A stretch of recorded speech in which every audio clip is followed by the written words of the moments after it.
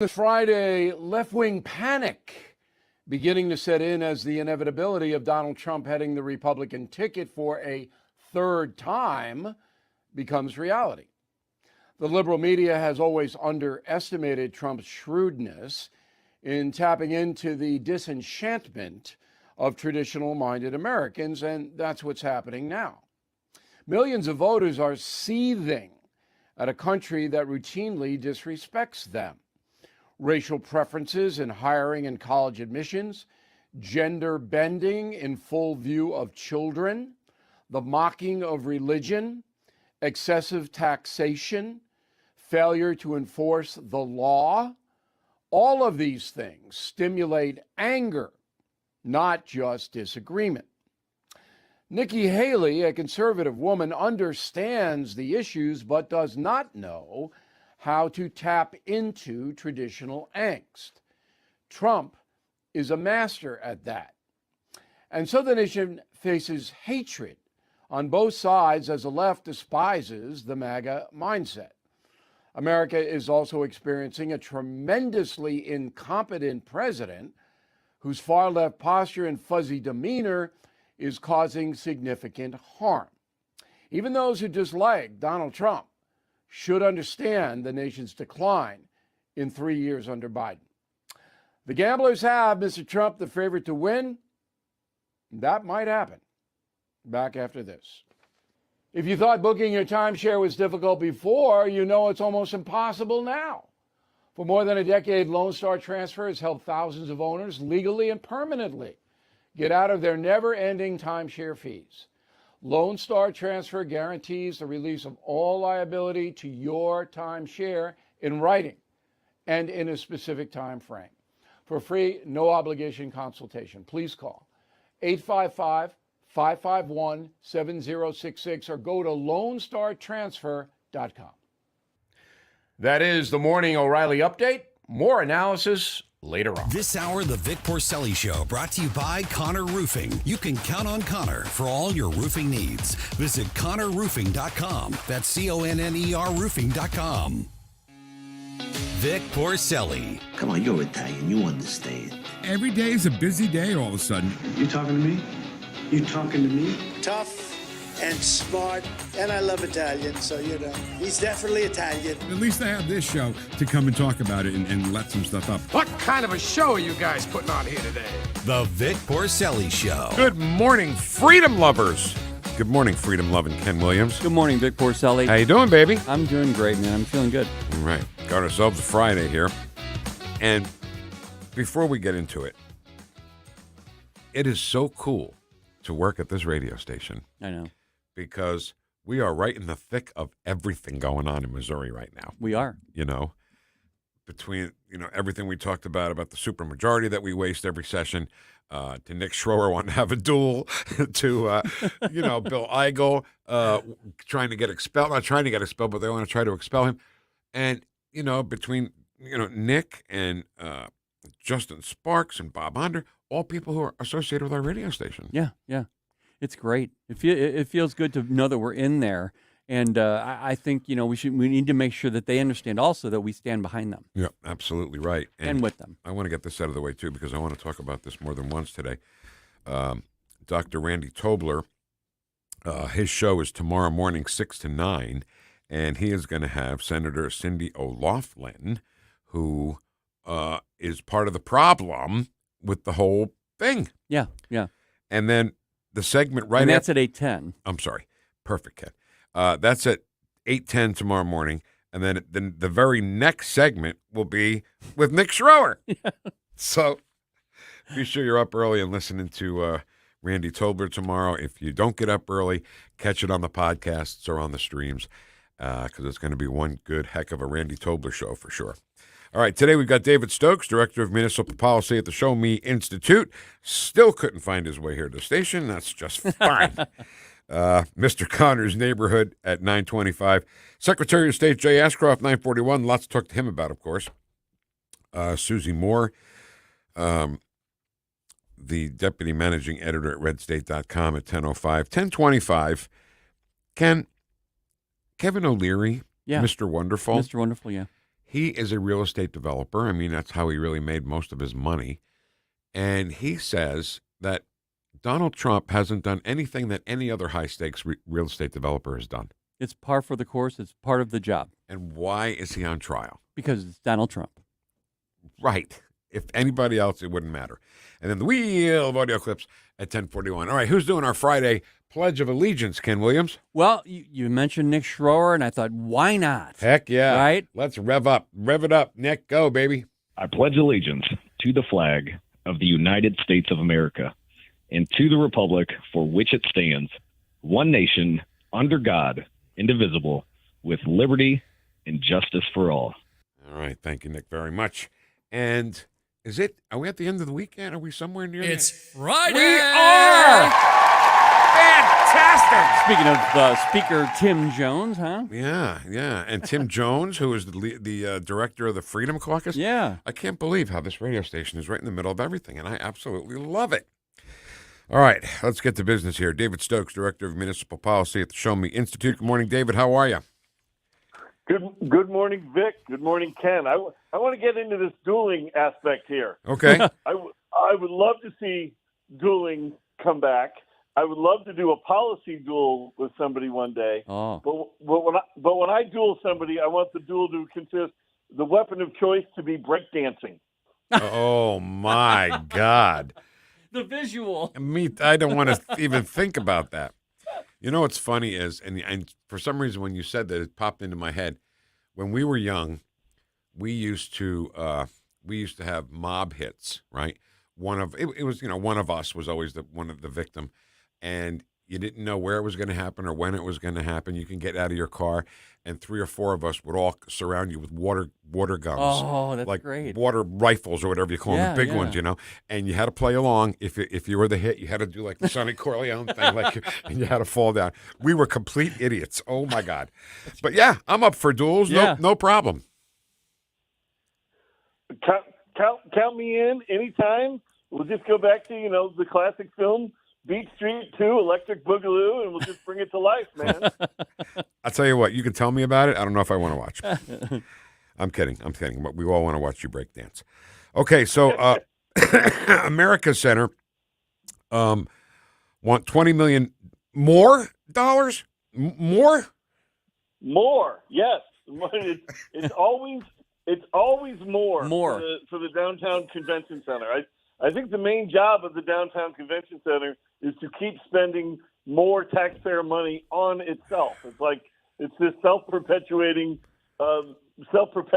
thing dependent on tax dollars. It's a good article in the St. Louis Business Journal about how they're spending hundreds of millions in an expansion, but it's never enough, despite the fact that nobody's certain that the convention center is ever going to return to what it was pre-pandemic. Some people just got used to doing meetings via Zoom and not flying, across the country to attend a meeting for a day or two. So this seems to be. I questioned the expansion of this convention center from the start. I have no doubt that some big meetings will come to it, but who knows if it really pays for itself here. But now they just want another $20 million on top of the hundreds of millions they got a year or so ago to just do sort of another glorified aspect of it.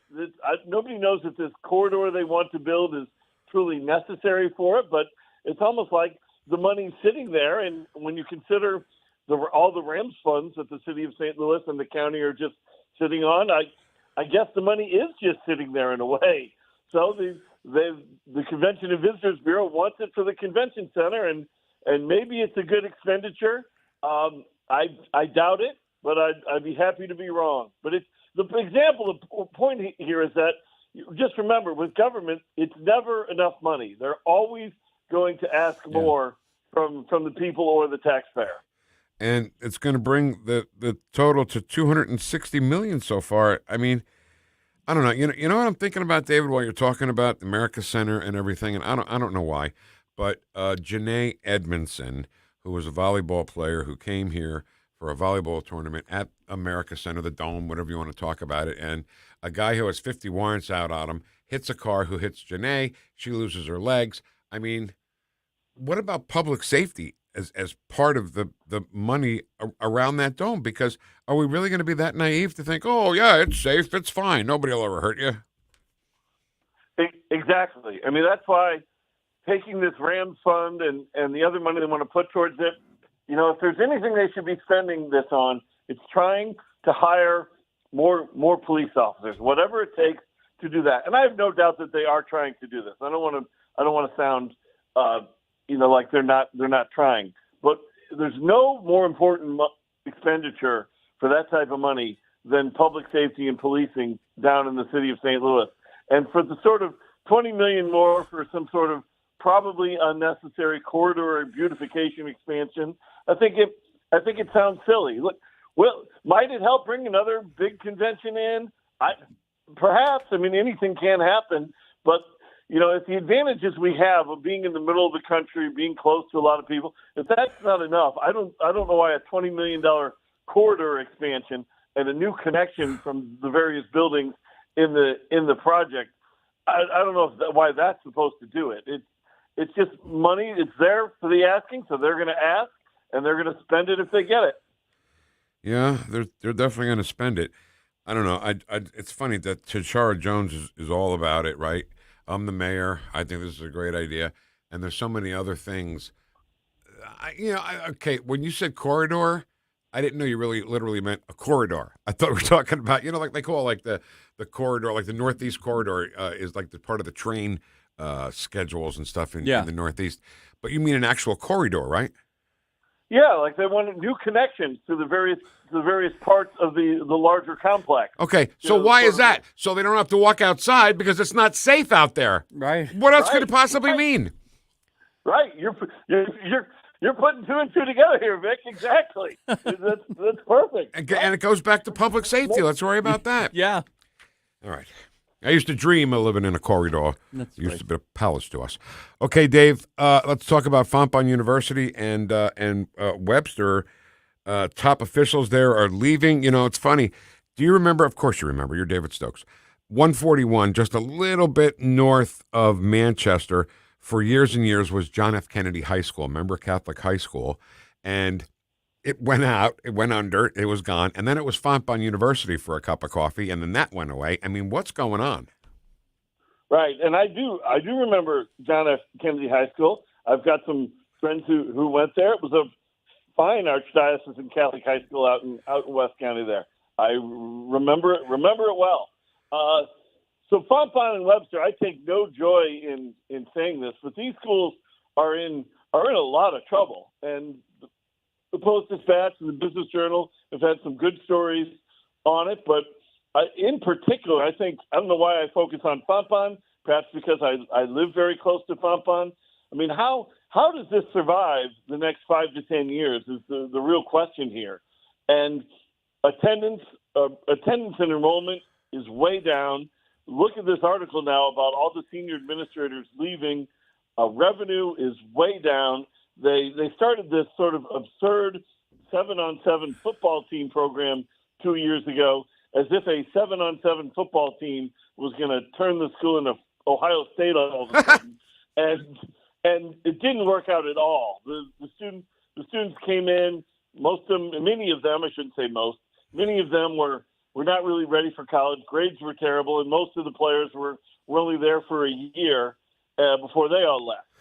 So it was just sort of desperate heaving about in the waves here at Fontbonne. And then it gets into this cycle, and it's happening at Webster too, where you cut programs and you cut professors in order to save costs, and then the students enrolled at the school who were in those programs leave because you just cut their program, and then your revenue goes down. It's just sort of this negative circle that's hard to get out of.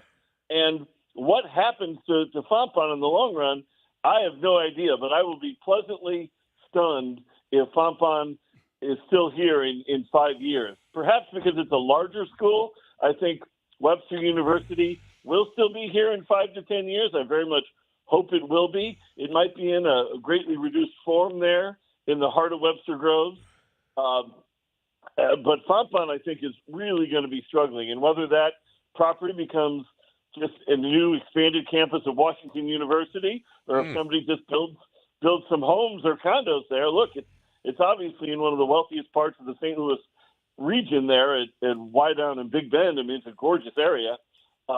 Something will be done with that property, but in 5 years, if it's still Fontbonne University, I'll be pleasantly surprised. So Webster, Dave, we're talking to David Stokes, Director of Municipal Policy at the Show Me Institute. Doesn't Webster have a campus abroad somewhere? Isn't it them that has that? Webster has many campuses abroad. They were a university that several decades ago really grew into sort of opening satellite campuses around the world. They have several of them, maybe even more than, maybe even in the dozens of them. So that was a real interesting thing that Webster University did, and they were on the forefront of that. I think a lot of other universities have since offered those same types of programs around the world. So what they offer, I think, has been copied by many others. I don't know if those satellite campuses are going to keep Webster doing fiscally healthy over the next decade or so. I hope they are. I hope the Webster campus itself is fiscally healthy. But I would predict, and I've got no special expertise in this from an education perspective, but I would predict Webster will still be there, but in reduced form in the next decade. And where this comes into play in local government, Vic, is that, what happens to that property? If obviously with Fontbonne, if WashU takes it over, it stays off of the tax rolls. But sort of as a reverse of, the debate we had over the Clayton School District buying the old Brown Shoe, now Caleres property in Clayton, a lot of people were concerned about this very valuable commercial property becoming tax exempt. And so the Clayton School District has decided against this purchase, and that's a good thing for Clayton. Yeah. But this could be the reverse. What if Fontbonne closed and a developer put 50 high-end homes there? Or a couple of condo buildings. I mean, that could be wonderful for tax revenue in St. Louis County and in Clayton. You could sort of have the beneficial reverse instance there. Yep. So it's going to be very interesting to follow, and it's very unfortunate what's happening. What's happening in Fontbonne and Webster is not unique. I mean, small colleges around the country are really struggling, and as they get more and more expensive, fewer and fewer people are choosing to go there, which shouldn't surprise anyone, and it's going to be real interesting to follow over the next few years. So it seems like Fontbonne is in more dire of a situation than Webster, and I only say that because, and I brought up the overseas campuses of Webster because I guess if you have to, you can draw from them or eliminate those instead of one here, right? You would think Webster would have more options, and as a larger school is probably safer in the long run, although they might have to become a smaller school with a smaller footprint in downtown Webster. But look, if they shrink that campus a little bit and some of that property goes back on the tax rolls in Webster Groves, that could be wonderful for Webster Groves, obviously. So it's not the ending here isn't necessarily all bad. Though let me be clear, nobody wants to see local institutions like Fontbonne or Webster struggle or even more close. Of course. All right, Dave. David Stokes, Director of Municipal Policy at the Show Me Institute. We'll see you at the big breakdancing duel, whenever that is. Thank you so much. Anytime, any place. Bring it on. We're going to spread the word, Dave. Thanks, Dave. Thanks, guys. You got See you later. David Stokes. I don't know. Why can I not think about America Center or the Dome and not think about that girl, Janae Edmondson? You can't. They're both forever entwined. I don't know how else to say it. I can't think of it without thinking of her. No, I know. That's what our city gave her. She came to play volleyball. We took away her legs. Yep. Great. Yep. Fantastic, Tashara Jones. Way to go. All right. From a guy who, by the way, had 51 times that he should have been in jail. Exactly, Ken. Exactly right. Wheel of audio clips at 10:41 today. We're going to hear from Mr. Wonderful from Shark Tank, who says, why is Trump being put on trial for things that, high-end real estate developers do every single day? Right. Why? Susie Moore, Deputy Managing Editor at redstate.com at 10:05. Missouri Secretary of State, Jay Ashcroft at 9:41. It's like a party every Friday. It's like I know. Our regular partygoers. And up next, the one and only Larry Connors in Mr. Connors' Neighborhood on 101.9 and 94.1 News Talk STL. Welcome home. It's Friday! Like and subscribe to us on Rumble. News Talk STL. You're listening to the Vic Porcelli Show. Absolutely determined as Murphy and others are to get this done. I used to be with it, but then they changed what it was. Now what I'm with isn't it, and what's it seems weird and scary to me. It'll happen to you. Made in St. Louis for St. Louis. It's News Talk STL. I think we should be able to have a civil conversation. The news and talk that matters to St. Louis. This conversation has completely made me crazy. This is complete insanity. News Talk STL. Hey, Tony Colombo here for Gutter Pros. When Christine and I bought our new house, we knew the gutters were an issue, and after meeting the Gutter Pros team, we knew that they were right for us. Gutter Pros is your all-in-one gutter service team that offers a variety of affordable solutions, and they even offer free estimates, so there's no cost to you to find out if they are right for your home, just like they were for ours. If you're having a problem with your gutters, contact the Gutter Pros now, because with Gutter Pros, water goes where they tell it to. Call them at 314-656-7195 or visit gutterpros.com. We know you have lawns to mow, work sites to build, fields to manage, and jobs to finish. With over 100 years of experience, Seidenstricker Nobe will be with you every step of the way. Our customers are the center of everything we do. Find affordable pricing, low monthly payments, and easy financing options on all our John Deere equipment. With 27 locations to serve you, Seidenstricker Nobe Partners is your source for everything John Deere. snpartners.com. Hey, it's Tony Colombo. The new year is upon us, and the cleaning pros at Zero Res are starting things off with a bang with what I think is their best offer ever. Book a cleaning in January and mention the Colombo special, and you'll get 3 rooms of carpet cleaned starting at just $119, plus you can take $50 off an air duct cleaning. We trust Zero Res with our home, and after you take advantage of this amazing special, you will too. Just remember to mention the Colombo special when you call 314-474-2020 or book online at ZeroResSTL.com. The news and talk that affects St. Louis. We say to the Hamas terrorists, we see you and we will reach you. Growing tensions for U.S. forces in the Middle East. This is 101.9 and 94.1. We should step up and be more aggressive. News Talk STL.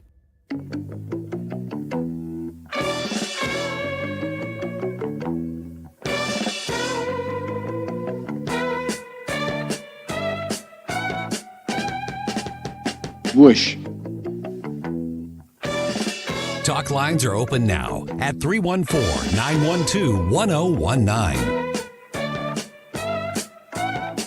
The Vic Porcelli Show. When I introduce you, I'm going to say, this is a friend of mine. That means you're a connected guy.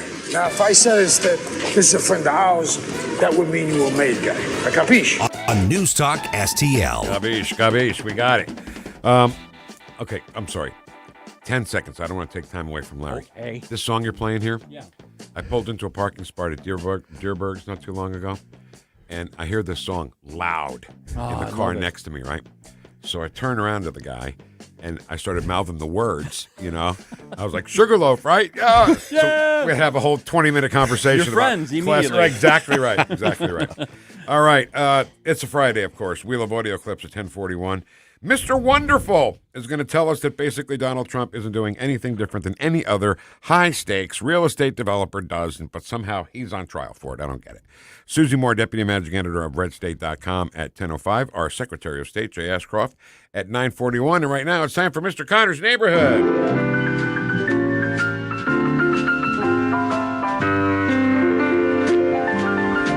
St. Louis, it's Mr. Connor's Neighborhood. You bet. St. Louis, it's a St. Louis icon, Mr. Larry Connors. Thank you, gentlemen, and live in studio with you today, as opposed to being in the car headed down to Tunica. I thought last week was a hoot, though, our conversation. We had a good time. And one of the guys, Bob Strait, actually made his first cash-in tournament. What you call bubbled, fell one short of the money.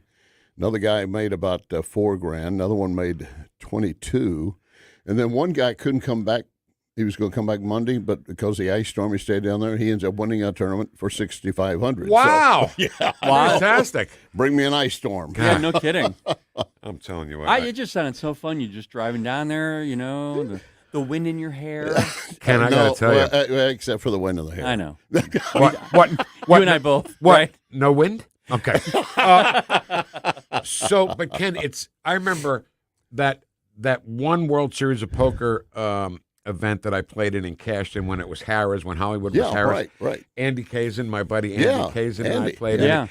And it wasn't a drive down to Tunica, that kind of fun, but we met at that Falcon Diner there, the Falcon Diner, and we had breakfast and everything, and it was like a pregame kind of thing. You know? Cool. And Andy's really great. He's in our league. Yeah. And actually, he's one. I think he might be one of the top 5 right now in the league. Fantastic. He's going to Vegas? Well, if it holds on, yeah. All right. We gave away $10,000 each last year. I remember that I went out to Vegas with him one year when he made one of the $1,500 tournaments. Right. And I was like his concierge. You know what I mean? I got him coffee if you need a coffee. I found the men's room, and I said, it's right out that door. You got to peek. It's right out that door. Right there. Because, Ken, you don't understand. When they take a break, oh, my God, everybody runs for the men's room, and the halls, you can't even walk through it, much less, get to the men's room. And they finally had to put a sign up that men are not allowed in the women's restroom. I thought, well, wait a minute. What a transgender issue. Come on. Right. But there are very few women poker players at there, and they're easy for them. But I tell you, when it's the seniors event, and they give them their break, they give them 5 minutes extra, and there are carts racing around everywhere. Isn't that funny, Ken? For the senior tournament, they give you a little bit more time to pee. Not to mention the fact of how many times you got to go pee. All the enlarged prostates takes a little while, A couple extra jiggles. I'm here. Let's go. All right, let's get serious here. No. Larry, you've been in town for so long doing news on television. With all this craziness that's going on in Jefferson City, where the Freedom Caucus is being attacked like there's some kind of enemy, parasite, right? Like a parasite, right? Have you ever seen it like this before, or is this the worst? No, this is the worst. This is the worst because I have over the years seen battles back and forth. That's understandable, but it's gotten so vile and vicious now. I mean, I love the idea of the duel. Oh, me too. And I'm glad to hear you mention that Randy's going to have the Shore's opponent on tomorrow morning at 8 or so. Cindy O'Loughlin, 8:10. Yeah, and then I'm going to promote both of those for him later today because it's a great show anyway. And oh yeah. But the great thing, Larry, Cindy O'Loughlin at 8:10. The very next segment, Nick Schroer. Right. So it's going to be something else. And you know what? I'm so proud of Nick because he was a representative when we started this show. Right. He ran for Senate and got elected. And now he is like the firebrand in the General Assembly. Yeah, he is the Trump of Missouri. Yes, he is. Very good, and he doesn't bend. I mean, he will negotiate, but he will not bend to what he has, his agenda. We've got to have people that will stand up, show spine, grow a pair, and not be moved. Yeah. We had a conversation with Tim Jones on Wednesday about all of this. Right. And the term limit thing, how do you feel about the term limit? It's a plus minus. It's a plus minus because if you no sooner get in then you're just learning the ropes, you know how to make things work, put things together, then you're out. We need to find a legitimate term, but going on 30-plus years, no. But if you're going to limit to 2 terms, even for a senator, I mean, I think that's taking a loss there because they're at a point where they can actually help. Yeah. If they're helping. Well, they've got that industrial knowledge, and then they don't even get a chance to use it by the time they have it. Yeah, I mean, it's like going to college. You get your first year and your second year and third year and the fourth year. You're really ready to go and learn more and do more. No, we're done. Yeah. You can't go anymore. So maybe extend it to like double. Yeah, I'd have to see particulars 4 on terms. It. Yeah, but 4 for Senate. Talking about for U.S. Either. Senate or state Senate? Either. I think 4 for U.S. Senate would be adequate. I think it would. This way you don't have a 30-year, lifer. You can't do that. But once you get rolling like you're talking about, I mean, who am I thinking about here? Tim Jones, of course. Sure. He was termed out as the Speaker of the House. Yeah. And then you look at Illinois with Mike Madigan and that whole group of people that he developed over the years because he didn't have a time limit. He owned Illinois for so long, and look what happened to him. Yeah, I mean, corruption. we got to have people that really know the system, know how to work it, and I don't mean talking in sense of a swamp, but they know where the obstacles are and where the potholes and where the avenues are open. And Tim Jones, perfect example of someone who should still be in there. Mm-hmm. He was on Wednesday. Yeah. And I swear to God, you saw me. I sat back. Rolled my chair back to the wall, and just folding my arms and just listening to him. Yeah. You know, I feel like Taggart in Blazing Saddle. Gee, Mr. Speaker, you use your tongue better than a $20 whore. Did you tell him that? I did once. We did once. Yeah, we did once. But Wednesday, Larry, he was intense. I mean, he was mad. I had never seen him that intense. In Yeah. fact, it's going to be airing this Saturday on Porcelli's Weekend. Oh, good. 3 o'clock in the afternoon. It'll be 3 o'clock on Sunday and at he 10 is, a.m. He is one of the guys I have on. I have others as well. I give him more allowance than I do the others because I had to shut one down. And he said, well, you called me. You invited me to be on to give an answer. And I said, I didn't invite you on to be the host and the monologue. I have other questions I want to get to. Now, Tim, I don't have to do that. He knows radio. Right. But I feel bad sometimes about interrupting someone, but there's a lot of material to cover. Well, you know what? That's a great point. And you've done plenty of interviews in your career. One or two. And it's almost like a case-by-case basis where do I interrupt to interject here, or do I just let this guest go on, right? Yeah, and sometimes they have a point they want to make. They haven't made it so far, and I've got a lot of more material I want to cover. And I try to always let them know in advance, listen, this is not a monologue for you. This is going to be a quick You fire. say that in advance? I try to tell Good. some and let them know, and a couple of them now know it. And, again, I still feel bad. I don't like interrupting, but I'll never get to many topics that need to be covered. And I think if you want to interject a point is a lot different than, I know I dump on him all the time, but Sean Hannity is the worst interviewer in broadcasting. And Laura Ingraham, too. Oh, my God. They're exactly, they're two of the same. No, the very worst of Barbara Waters. I don't know who that is. Barbara Waters? You don't remember Barbara Waters? Oh, Barbara Walters. I'm sorry. Baba Wawa. Baba Wawa. Listen, so everybody said she was such a great interviewer. I said, if you ever watched an unedited version, it is terrible. Terrible, When they edit it down, And it looks good. Anybody can do a recorded interview, Oh, yeah, for God's yeah, sakes. yeah. You know, when you're doing it Right. live. And so I think that if you're inviting somebody on, and You're interrupting me. I was not done yet. sorry, go ahead. I didn't think you were going to be so loquacious. Oh, you know a big word. Where did you my learn that? goodness. 3 So syllables. Thank so you you very didn't much. spend your $20 on that whore, right? No. But where do you find them at $20? Anyway, never mind. So you say to people, will you get your mind out of the gutter, for God's sakes? You just got started back it. from- You started it. That's right. You came back from a poker tournament where anything goes. Yeah. So you go as far as saying, hey, look, you're not here to do a monologue. This is an interview. Right. Where we try to subtle it a little bit, and we say, all right, listen, we got a lot of things, so we want to try to keep answers brief. You always do that. And it doesn't work a lot of times. You know, Yeah. I can say to people, okay, we have 1 minute left. We have 1 minute till the end of the segment. And, you know, at the top of the hour when the news comes up, we got to be out it's a hard in hit. a hard break, right? Yeah. Okay, we got a minute left. And they're still talking. Minute left. I've done that, and I will give them. I'll say you got 20 seconds, you know, and it's a question. I know they want to spend more than 20, but I make it clear to them that I don't want to dump you. Yeah. So find your way out of it. And you pad it, right? If you have a minute left, you say you got 30 seconds left, listen, right? See if the I have Texas BS degree. I can do anything. I can cover a lot of time. And I have a little bit of an advantage because I have a tool that I use to make things move on. Yep. Yep. Bumper music. Yeah. We have Quentin often will bring up bumper music, and he's already cautioned them that when you hear that, 30 seconds or less is coming, so it helps. And luckily for me, at the top of the hour, you play that other thing. Yeah, I don't know what you call it. I call it a 30-second hard out. Yeah, well, I can't say that. And you did say it on the air. You watch your language, young man. Can't curse on that station. I love that. Plus, the other thing he does, Vic, that you don't know, he comes in to adjust your clock before you sit down. Ken does? Yeah, it's actually 2 minutes. What's your middle name again?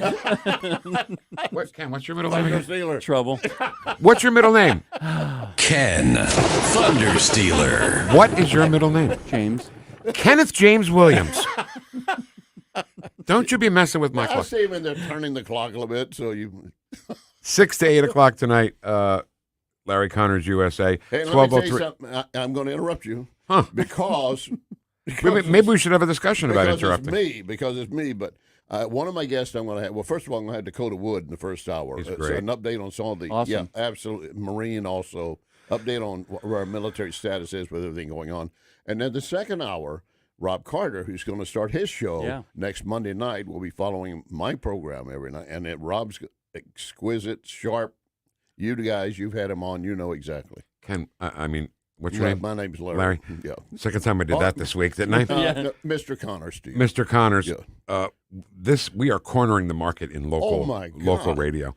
I mean, other stations have all these national people, and we are right in the thick of it. And half of the people that are in the news work at this radio station. I mean, and on top of that, someone mentioned the other day, said, I did listen I had no idea, seriously, you had so much talent on there.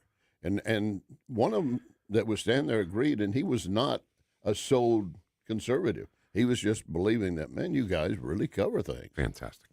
6 to 8 o'clock tonight, 12:03, 3:30, and 7:30 in the morning, right? Yes, sir. All Thank right, you. sorry. Larry Connor's Neighborhood. Mr. Connor's Neighborhood on the Vic Porcelli Show.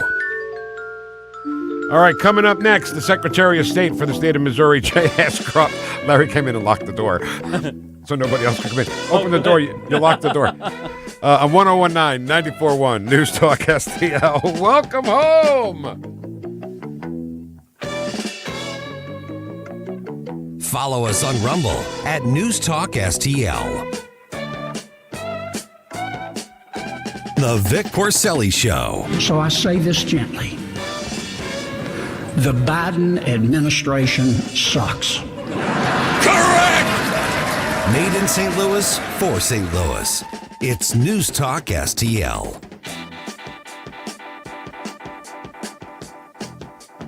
Columbo and Katie. Got a question for you. Do you think that State Representative Justin Sparks has something to say about what's going on with the Missouri Freedom Caucus?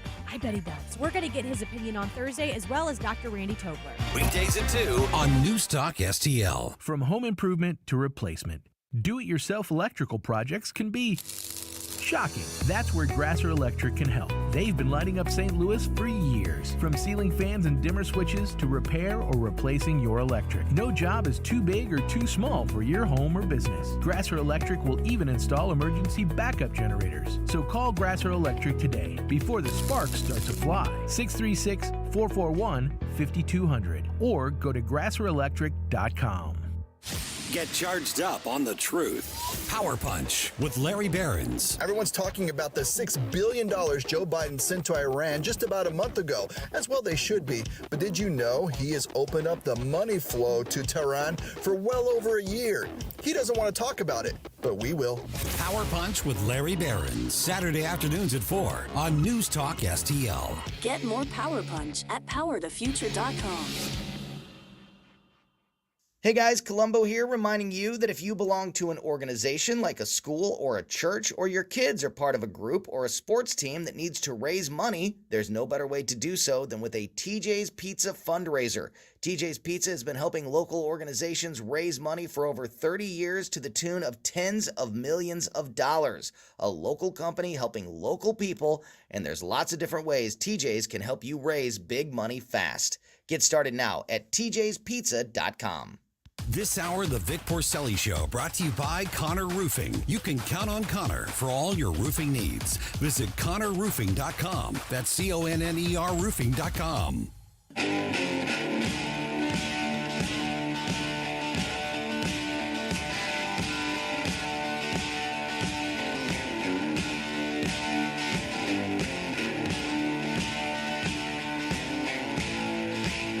Talk lines are open now at 314-912-1019. The Vic Porcelli Show. Now, even as we evolve our institution and drive creative new partnerships, let me be clear. Certain principles of our international system are sacrosanct. On News Talk STL. I just think we have to keep reminding everyone, this guy's not well. And what's up with the orange face? You know, yeah. I mean, has anybody checked to see is he applying this cheap bronzer to his face in clumps at various times of the day and night? And does he not realize it makes him look like he's really unwell? He's a different shade every day. So, a bad night for Donald Trump. Really bad night. Well, that is our former Senator Claire McCaskill here in Missouri. And she is basically saying, Ken, that you should judge Donald Trump not by the content of his character, but by the color of his skin. It's so great. Whether it's orange or whatever color. It's so true. She's an orangist. That whole statement was so stupid because she was like, and what's with his orange? So that was your commentary on the election, the color of the orange on his face? Right. And that was clearly the night of the New Hampshire primary when she goes, bad night for Donald Trump. So winning is bad. That was a horrible night for Trump. Terrible. It was a great night for Haley, though. You are such a great wise ass. I love it. All right, let's get our Secretary of State, Jay Ashcroft, into the mix here. Good morning, Mr. Secretary. How are you, sir? Good morning. Doing well. Thanks for having me. I mean, she's crazy. Is she not crazy, Claire McCaskill? Is it me? She is. Okay. She is divorced from reality. This is the same lady as a U.S. Senator that said she didn't need to worry about the boot heel, and she didn't worry about the boot heel, and now she doesn't need to worry about going to Washington, D.C. as a U.S. Senator. Right. I mean, I know I'm stretching it a little bit, but isn't she not judging by the content of his character, but by the color of his skin, even though it's orange? Of course she is, and it's ridiculous. He won a resounding victory, 11, 12 percentage points. I'm not sure I saw the exact last figures. It was a head-to-head match. I mean, didn't Mrs. Haley tell us that this is what she wanted, a head-to-head match where, she claimed she came in second after she came in third in Iowa, and then she lost by 11 percentage points. As I said the other day, I think it's time that Nikki Haley quits being an election denier and just comes around and supports President Trump. All right, so I want to talk to you about some other stuff, but I want to stay on this for just a second, okay?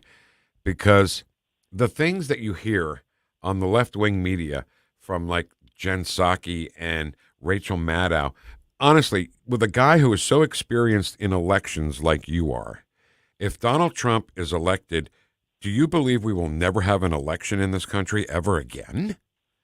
No, we will have elections. We will make sure that we have elections.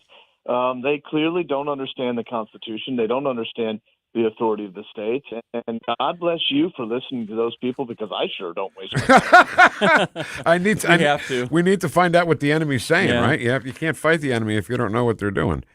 So I don't know. I get so wrapped up in it all sometimes. I mean, I paid attention before I did this job. Now I'm immersed. Yeah. And I gotta see what everything's going on. All right. I think you just need to understand what they really mean. It's not that we won't have elections. They're just scared we'll have elections where the people get to make the decision. Yeah, right. And that's how it's supposed to be. All right. I want to get all the national stuff out of the way. Let's talk about razor wire at the border. And how many governors? Well, 25 at last count. I don't know what it is this morning, but 25 governors standing behind Governor Abbott in Texas. Yes. So what do you think about that, the Supreme Court ruling? Be every governor, and frankly, they shouldn't just be standing behind him. They should be standing alongside him. Look, we need to be sending National Guard troops to support Texas. We need to ask the governor what he needs and how can Missouri support him, because we have an invasion of illegal immigrants that are coming into our country. They're not just stopping at Texas. They're not just saying, oh, Missouri's too cold. They are flooding our country. They're causing problems. We're a nation of immigrants, but people that come here for freedom, not free stuff. We've got to put a stop to it. I think it's pathetic that not every governor and not, frankly, every elected official in the country is standing with what Governor Abbott's doing, protecting Texas and upholding the U.S. Constitution. All right. Let's talk about, we're in a very unique situation here, Mr. Secretary, because all the firebrands in the Freedom, the Freedom Caucus, Nick Schroer, Bob Onder, the director, Tim Jones, all affiliated with this radio station. So we are like right in the thick of all of this. This is great. Look, we need people that are going to move conservative policy. We need people to quit whining about parking spaces and worry about the border. We need people to quit talking about whether or not they have the desk chair they want and figure out how we keep this state afloat when the budget that the governor proposed will have this state bankrupt in 2 to 4 years. It's unsustainable. It's time that we got down to the people's work, that we acted like Republicans down there. And frankly, both sides need to be told that. They could take some cues from the House that's actually moving legislation instead of acting like kindergartners. And even when they move the legislation, it stalls. And Caleb Rowden, after 4 weeks of this session, he's moved nothing across. Nothing. Well, let's be clear here. There were deals that were offered to move IP legislation weeks ago, and they were rejected by certain members of the Freedom Caucus. There are members down there that don't want anything to get done so that they can say, look at the dysfunction, look at how things aren't getting done. There's a ton of idiocy on both sides, unfortunately. You have one side that doesn't want to pass conservative things, I don't think, and you have the other side that realizes that as long as they're fighting about it, that's good publicity, but if they actually pass it, then they have to think of something else to talk about. Yeah, and it's funny that you're saying this side, that side. We're not talking about Democrat versus Republican. We're talking about Republican against Republican. Yeah. And it's so dysfunctional. It really is dysfunctional. Well, it would help if they weren't getting all their marching orders from Washington, D.C. Right. I mean, the last thing we need is Washington, D.C. telling Missouri what to do. Missourians know what to do. We can make our own decisions. Exactly right. And you know what? I mean, stay off, hands off. Let us do what we're doing. And, I it's just so you know what? You're the one who has said to me that your favorite time of the year is when the legislative session is over. Haven't you said that to me? Yeah. My wallet feels so much safer when they're out of office. Exactly right. And I just want to do a quick note here, Mr. Secretary, for Dr. Randy Tobler's show tomorrow morning, because he's going to have both sides. Again, I don't mean Democrat versus Republican, both sides of the Republican problems in Jefferson City. Cindy O'Laughlin will be Dr. Tobler's guest at 8:10 tomorrow morning, and then Nick Schroer, the firebrand, the segment right after. So hopefully, we'll get some answers at least. All right. Let's talk about voting, secure elections. How are we doing? We're doing great. I'd like to get some legislation through the legislature, but that doesn't look possible these days, at least on the Senate side. I'd love to see us make sure that your voter registration expires in line with your driver's license. So we're automatically cleaning up registrations, but you can just go ahead and renew it when you renew your driver's license. I'd love to see us have an affirmative. You have to prove you're a citizen before you can register or before you can vote, which set up a wonderful lawsuit against the U.S. government, which I'm itching to do. I'd love to see us have better statutes requiring more stringent audits and hand counting of those ballots for those audits. And, of course, we need language that truly decides where you're allowed to vote, what is your residence, no matter how many houses or properties or places you may sleep, where is the one and only place in the United States where you can count as your registration so we can verify people. All right, let's talk about the caucus, because I don't remember there being a caucus in my time here in Missouri, which is about 30 years now. Can you explain the process exactly? Because some people are like, what in the heck? It's not just going and voting anymore? I mean, what's the difference? Well, the process is we all go and we vote for Donald J. Trump. No, Perfect. Perfect. No, that's not a bad thing. Actually, so what happens is the Missouri Republican Party is having a caucus on March 2nd. So there will be a caucus in every county of the state. I believe in St. Louis County, they're going to have multiple caucus sites. You'll need to be at that site before 10 a.m. because that's when they lock the doors. If you're a Republican, you'll need to be there before 10 a.m.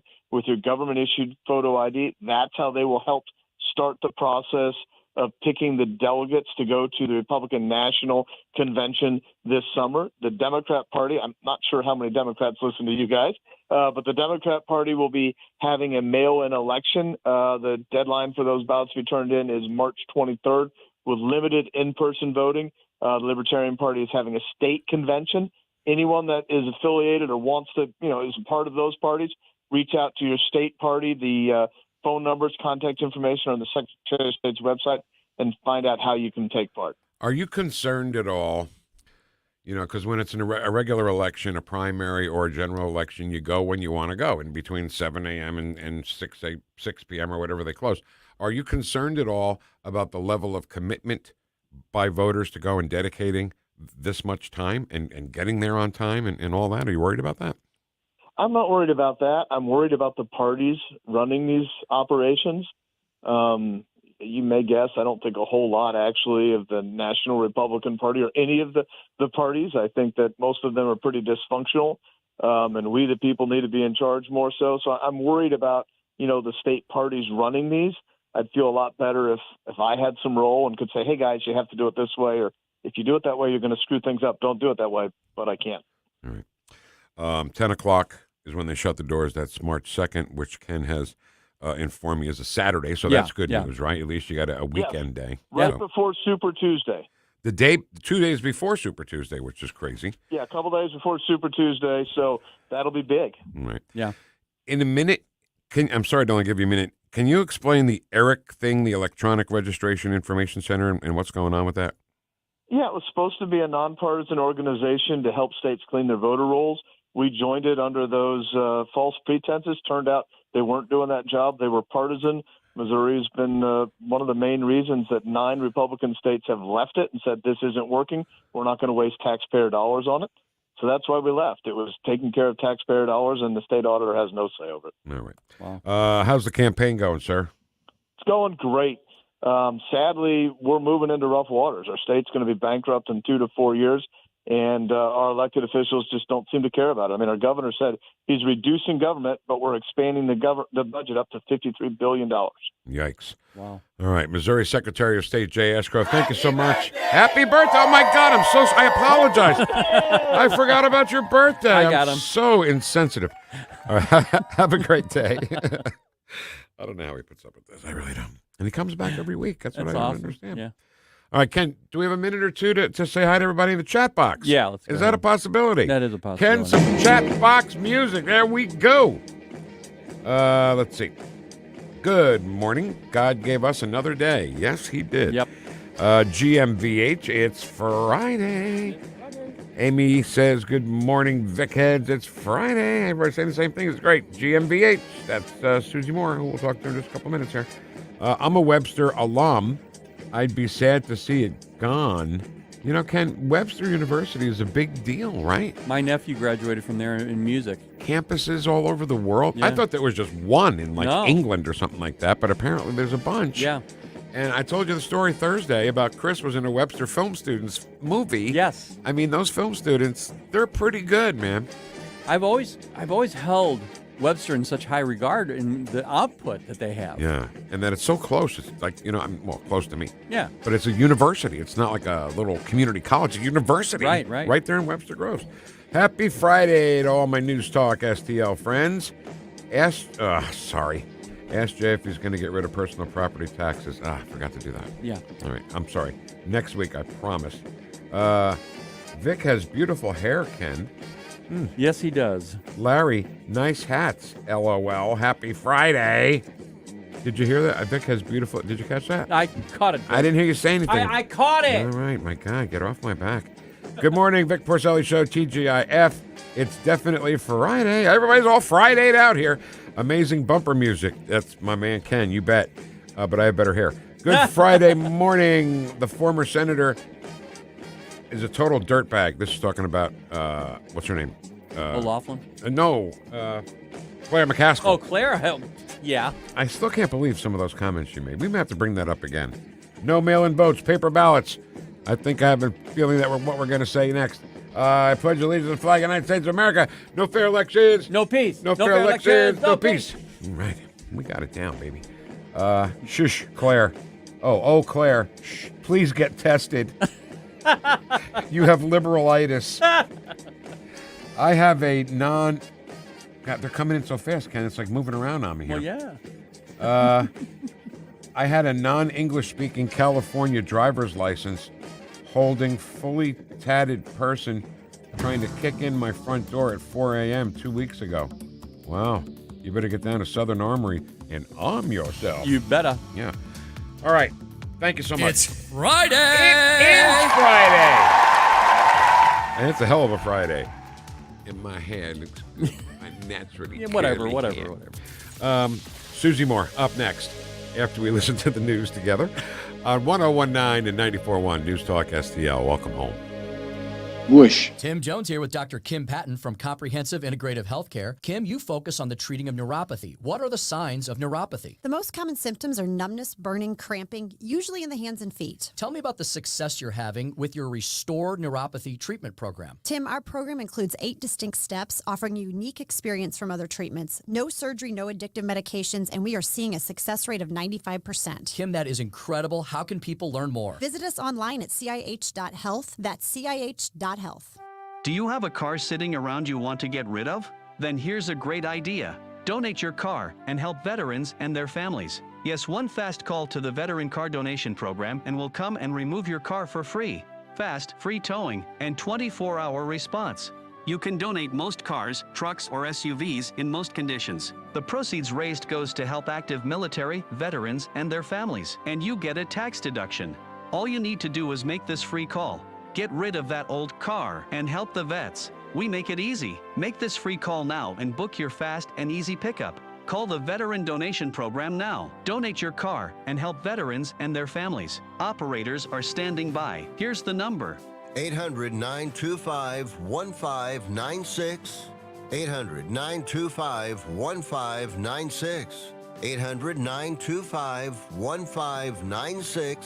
That's 800-925-1596. KLGY HD3 Clayton, K270BW Bellefonte, KNBS Bowling Green. This is News Talk STL at 1019, 94.1, and always streaming at NewstalkSTL.com.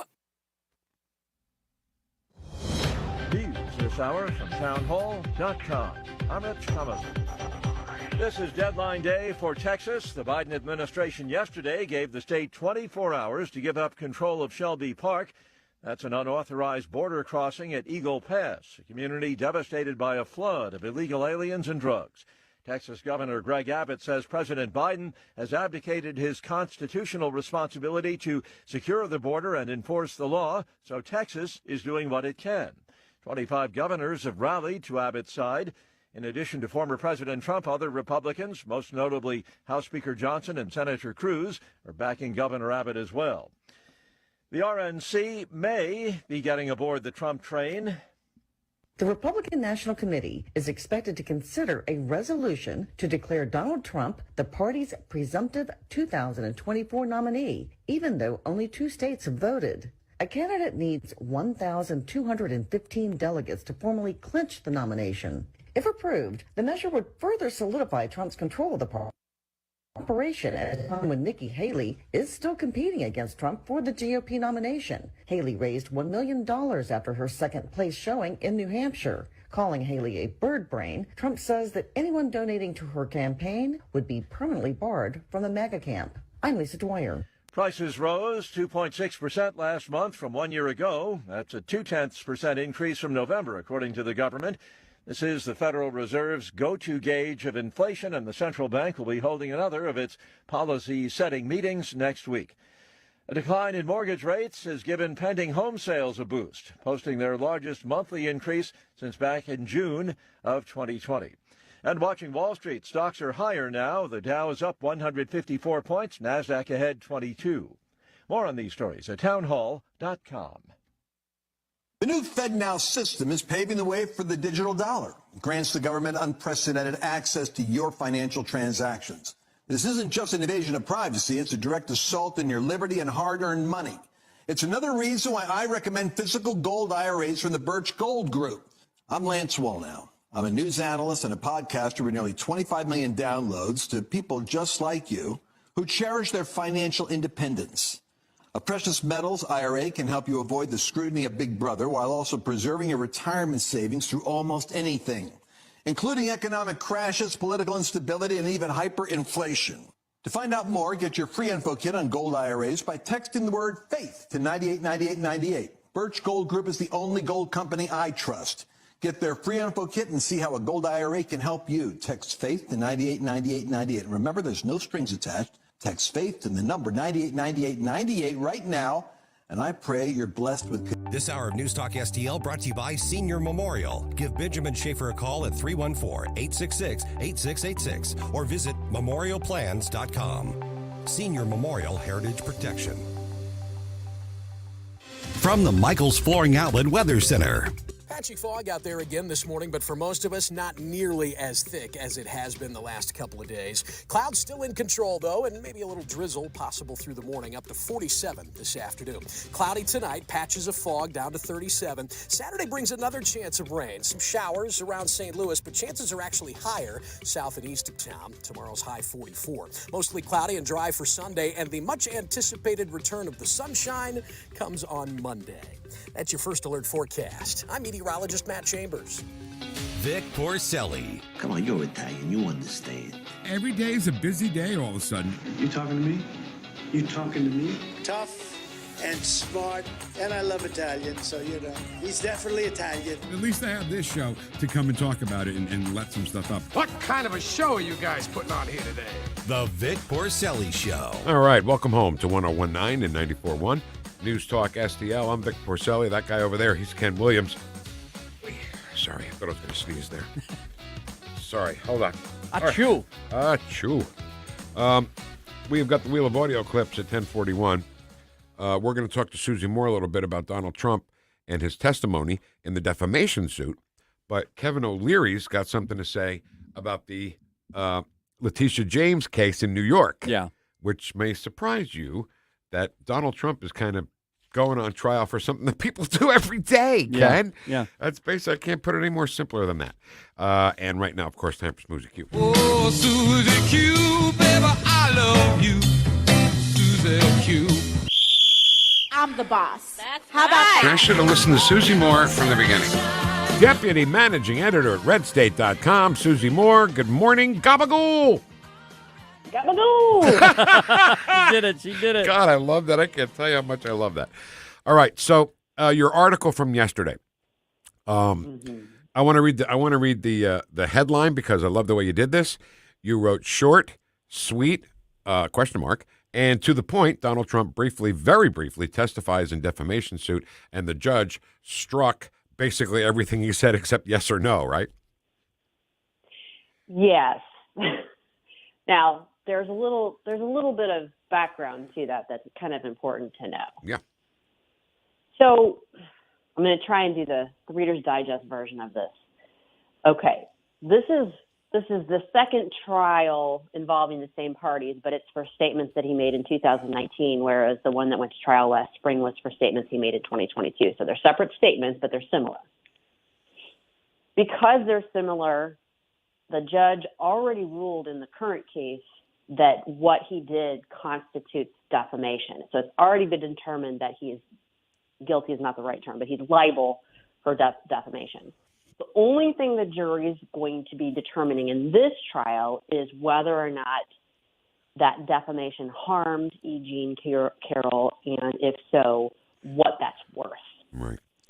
So the issues are more narrowly limited, and because of that, his testimony by stipulation and agreement worked out between the court and the parties ahead of time was already designed to be very limited.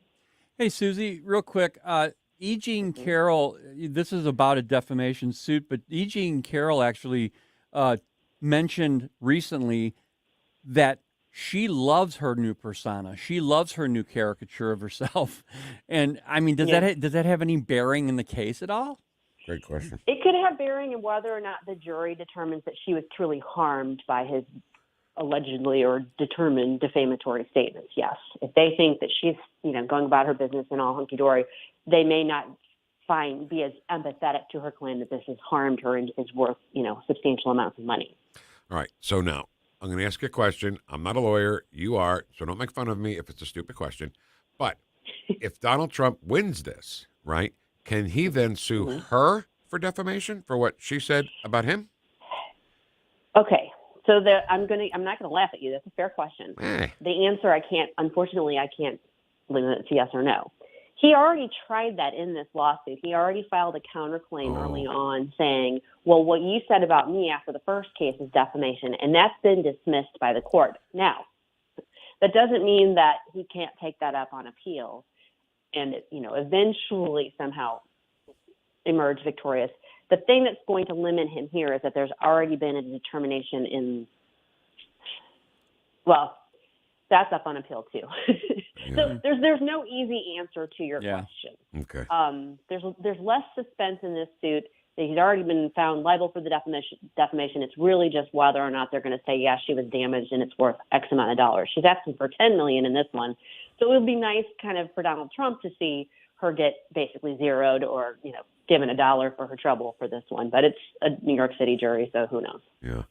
So I find it amazing. Maybe I'm just too much of a Trump head, but he goes to these rallies, right? He went to New Hampshire. He goes to court. He's flying all over the place. He really looks good, sounds good. And Joe Biden can't get up and speak one sentence. But I think Joe's a great candidate. I want him to stay. Well, what you just described, that's not limited to people who are big Trump supporters. I think anyone with, an ounce of objectivity, no matter what, looks at that and recognizes the contrast is startling, despite the fact that they're only 4 years apart in age. And that is why you will never see the two of them on stage together throughout this process. It's never going to happen, even if Joe remains in the race. That's what I want. No debates is what you're saying. Oh, it's not happening. Oh, I want that more than anything. I think Joe's. Of course. I think Joe's a great candidate. I don't want them to get rid of Joe because I think he's the guy for them. Yeah, I think so too. Especially with statements like this. We'll teach Donald Trump a valuable lesson. Don't mess with the women in America unless you want to get the benefit. Huh. Don't mess with the women in America unless you want a benefit. Yeah. Well, I'd like a benefit. Yeah, I'd like a benefit. What about you, Susie? You want a benefit? What is that benefit? Right. Somebody was joking about that. They were saying, what's in Joe's mind that is a benefit? It's so funny. Oh, my God. So here's our new plan on this show is we're not going to say Joe's a bad candidate. We're not going to say that he's doing anything wrong. He's doing everything great. We want him to be the Democratic candidate all the way. Go, Joe, go. Go, Joe, go. Yeah, that's it. All right. So we have to talk about Missouri because, it's just, my God. I'm glad that this is the time in history where I'm getting to do this. Yeah. Because I've never seen anything like this before. Susie, have you? I have not. And I have been a consumer, if you will, of politics since I was knee-high to a grasshopper. And I worked at the Capitol when I was in college for a state senator. I'm with you. I've never seen anything like this. So I'm sure you saw the Nick Schroer duel thing, right? Newsweek magazine picked it up like he really wants to bring guns in and have a duel. I mean, it's such a statement for the ridiculousness that's going on. Nick with some satire and the media saying, oh, my God, this Republican wants to shoot people. Civil war. Yeah, I mean, I think Not the Bee carried it too, and at least I think they get it that he really did say it, but if you know anything about Nick whatsoever or bothered to take a look at the situation, you could see that it was very tongue in cheek. And yes, you can, I guess, say that it's inappropriate or whatever, but I mean, I think it's designed to point out how, we're in complete silly season now when it comes to the Missouri legislature, particularly the Senate. So we had a great conversation on Wednesday. Susie, we value your input every Friday, and we equally value Tim Jones' input every Wednesday on the show. And he just went off on Caleb Rowden to the point where I said to him, well, why doesn't Caleb Rowden just run as a Democrat? And there was silence for like 5 seconds. And Tim goes, my God, you made me speechless here. It's never happened to me before. Why doesn't he just run as a Democrat? What's his problem? Because they don't win in Missouri right now. Ah, got it. So he wants to be a Democrat with the R in front of his name so he can push Democratic legislation instead of good conservative Republican. Well, I think it's possible that you might have the cart before the horse there. Okay. I don't know that Caleb is ideologically a Democrat. I think if at one time he was ideologically a Republican, that's taken a back seat to other motivations since then. Yeah. And which is why when you mentioned my article, I thought you were going to talk about the other one I wrote yesterday because that got a lot of attention. This is why I mentioned in there that, the swamp isn't just a bog in D.C. You're right. It's all over the place. It's here in the middle of mid-Missouri, too. Now, people who are in politics, they, I'm sure they feel like they get beaten up a lot by people like me and Ken and people on this radio station. But when you say, oh, yeah, well, guess what? I'm taking your parking space away. You got to park way in the back. I mean, really? Really, Susie? Justin Sparks was on yesterday afternoon with Katie and Tony, and he said something that I thought really, really nailed the heart of that issue. Why would they think that that's punishment? That it doesn't matter to the people in the Freedom Caucus that are kind of standing their ground on this. And his supposition is that it's because that's the type of thing that matters to the people that are trying to use it as a punishment. So in other words, apparently in Caleb Browden's world, the key parking spot is really one of the key perks to holding that position. Yeah. Instead of looking at it from the perspective of what policies are important, what's good for the state of Missouri, what's good for my constituents, it's about who's got what perks. Now, Caleb Browden is the Speaker of the House. Is that what he is? No. He is the President Pro Tem of the Senate. He's that's Senate. right. So he's that. And then Cindy O'Loughlin is the majority leader for the Republicans. Mm-hmm. And when Tim Jones was talking to us Wednesday, he said, call Caleb Browden, call Cindy O'Loughlin, and let him know how you feel about things. And then by magic, tomorrow morning on the Randy Tobler Show, he's going to have Cindy O'Loughlin on as a guest at 8:10, immediately followed by Nick Schroer. So that's going to be a Rock'em Sock'em Randy Tobler Show. It's going to be really good. Man. You know what? Listeners of News Talk STL are getting more than their money's worth here. They're getting an earful of nothing but good, solid Missouri politics. And we can't be more entrenched in it, right? Between Nick and Justin and Bob Onder and Bill Eigel, Tim Jones and then Susie just mentioned she's been involved in politics forever, and we have her on all the time. Knee high to a grasshopper. Knee high to a grasshopper, right? You were a tiny little thing. You were a little bitty. Were you like premature or something like that? So no. Sorry. So just to close up this Missouri legislature conversation. Oh, and Nick, by the way, I don't want to start trouble between two people, but I believe this was in answer to our conversation with Jay Ashcroft, Ken. He said, no, the deals on Thursday were accepted by the Freedom Caucus and reneged upon by leadership. 2 deals accepted, leadership then said, nah, no thanks. So what Nick is trying to say, I think what Nick is trying to say is like, hey, we're saying, yeah, let's do it. And then you're reneging, not just not agreeing, but reneging. Yeah. Yeah, I mean, I think there are definitely multiple sides and multiple agendas at work there. And I think I think people have to take a step back and look at who's generally, being straight with them about stuff and what trust your instincts on this, I guess is what I would say. No, and that's true, Susie. But the crazy thing is here, we put up with this crap in the U.S. House all the time saying, well, we tried to get it through, but they just wouldn't let us. Now we've got it with 2 Republican factions. Right. It's not Republicans against Democrats. That's the most intriguing thing about it all. This is, I guess, what we talked about earlier about how we've never experienced this before, I think one of the things that really kind of helps to at least frame it in my mind is to look at something that Tim said the other day, and that is, this sort of frustrating situation has been going on for how many years? 5, 6 years? And how many of those years has Rowden been in leadership?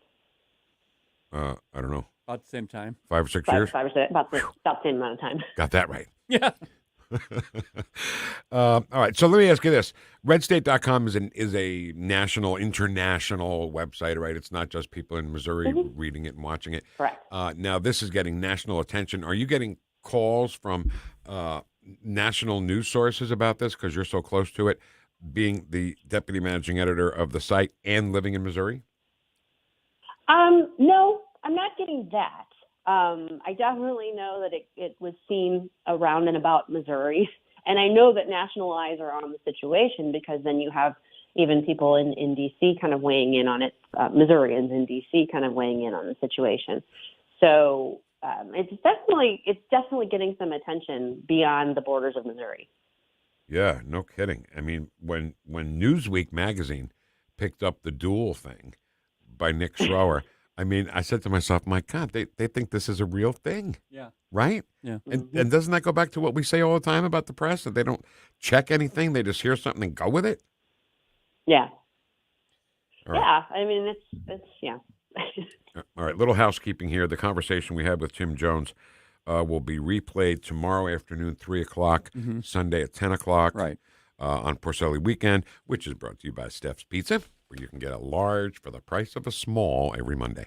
All right, so I have to apologize to you, Susie. I have to stick my head bow my head and put my tail between my legs. I mean, it was almost like one thing after the next in seconds. We got on the air after the New Hampshire primary, and I said, what's with this Dixville notch thing? 6 people, what's the big deal? Why do they keep doing it?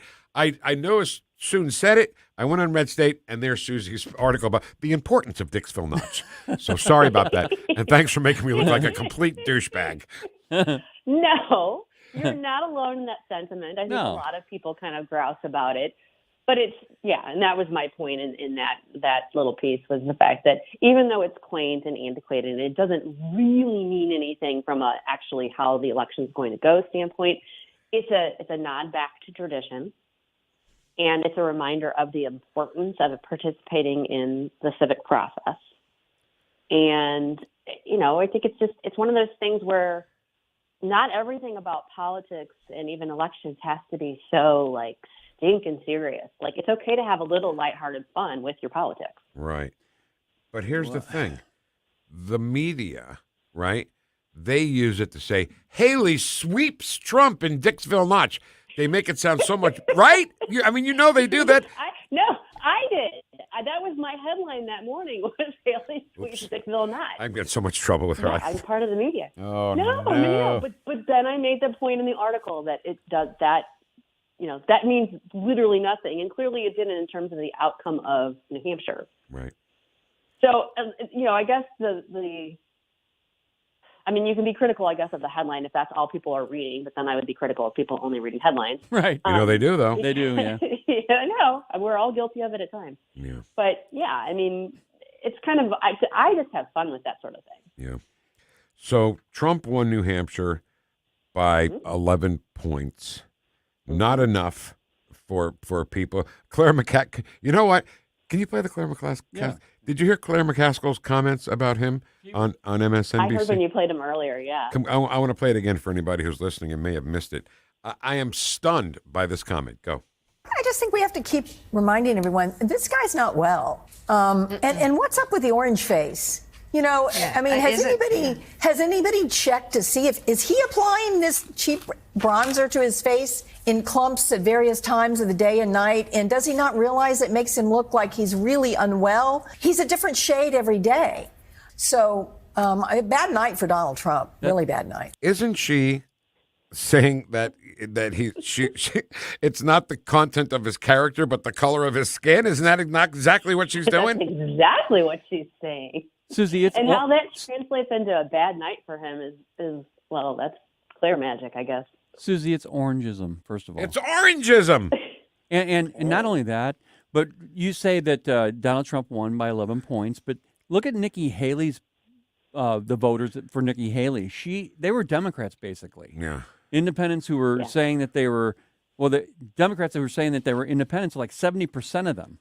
That was her vote. Yeah, they were exactly mirror opposites of each other. So, 23% of Trump's votes were independents or undeclareds, whereas 73% were Republicans, and Nikki Haley was the exact reverse. Right. In New Hampshire. So I want you to hear one more thing, and then we'll let you go.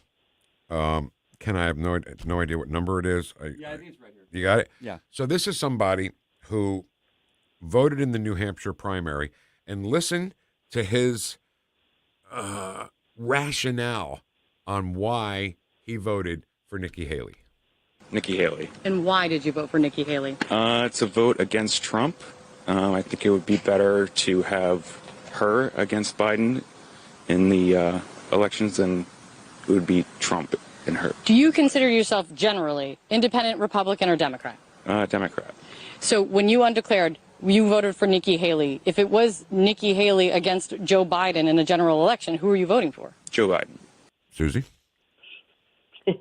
I think it's really fascinating because I see a certain logic to people who genuinely believe that Haley would do better against Biden than Trump will because, Biden beat Trump in 2020. Whatever their reason is, there's at least a rationale if somebody wants the Republican to win and wants Joe Biden to lose to say, well, I really think in the long run, Haley's going to have a better shot at it than Trump will because of everything else going on with him. But for somebody who wants Biden to win in the general, to think Haley would somehow be better than Trump, it doesn't make sense to me. What it really means is this person is just emotionally voting against Trump because this is his chance to vote against Trump. Well, our new strategy on this show is we think Joe's great, and we think Joe should be the nominee. I do and too. we should go all the way He's an to orator. November. He's just an orator of disastrous proportions, I guess. yeah. All right. God, I love him. God love him. There you go. All right.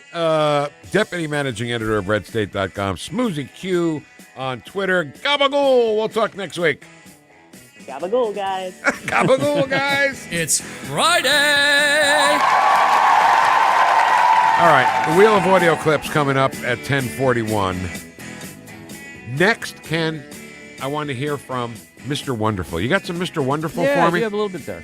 Because he says that Donald Trump is on trial for stuff that big-time real estate developers do every single day. Yep. What the hell? Well, he didn't say what the hell. I'm saying what the hell. Right. All right, but that's all next. On 101.9 and 94.1 News Talk STL. Welcome home. Watch us on our live stream using Rumble, Facebook, and Twitter.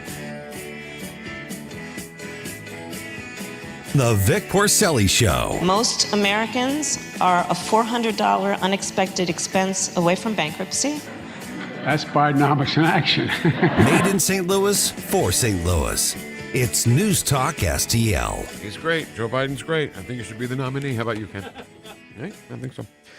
All right. So, I love when things happen that people tell me stories about their business and their customers, right? I don't want to get on the air here and send you to somebody that I don't trust, okay? And I trust Connor Roofing from top to bottom. So Kathy Connor, one of our great friends, said that one of her customers had a knock on the door on a Saturday, and that when that knock happened, and the person was talking about roofs, this woman's memory went right back to me saying, don't trust somebody who just comes to your door. Trust Connor Roofing. And she did. And now she's a valued customer, and Connor is a valued roofing company for her. So Connor Roofing is the way to go. Locally owned and operated. Kathy and Rob Connor, we love them. Honest estimates, all in quality work, great customer service and follow-up, emergency storm repairs, senior citizen and veterans discounts.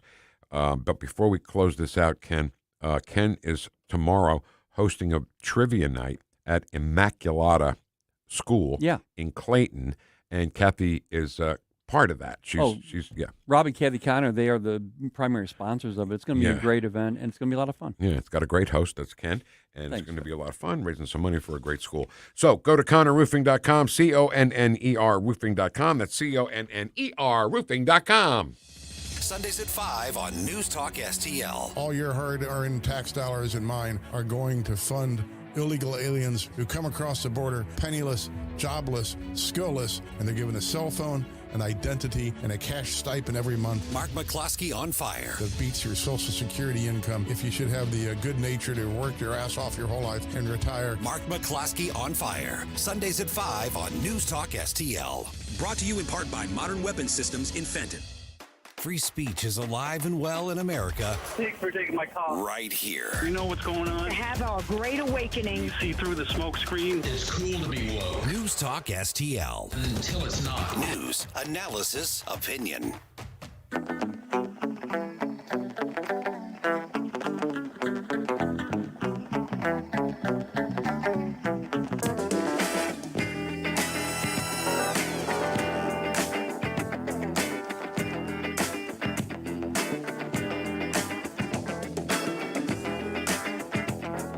Talk lines are open now at 314-912-1019. You're listening to The Vic Porcelli Show. Live and be well.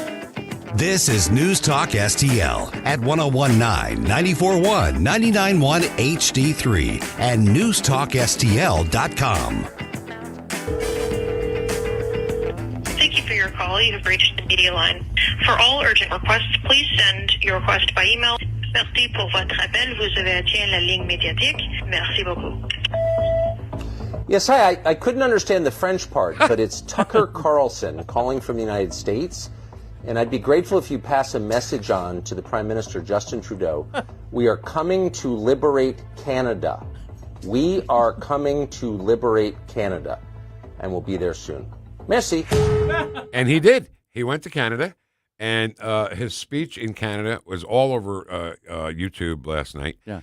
And he understands what's going on. Justin Trudeau not only looks like Fidel Castro, he acts like Fidel Castro. He sure does. Okay, in case you don't know, a lot of people are saying, oh, is he Fidel Castro's son? And he does. They look amazingly similar. And oddly same ideologies. Oh, yeah. Now, the United States is helping out here at the border, our border. And I bring that up because Justin Trudeau crapped all over the truckers in Canada, right? Oh, yeah. And now the truckers know, taking a proactive stance, they are coming to help our border in Texas. So you guys, you just get out there, do your thing, especially the truck drivers here in St. Louis, Dave Stouffer and our buddy Steve. Yeah. Right? Yeah. Keep on trucking, baby.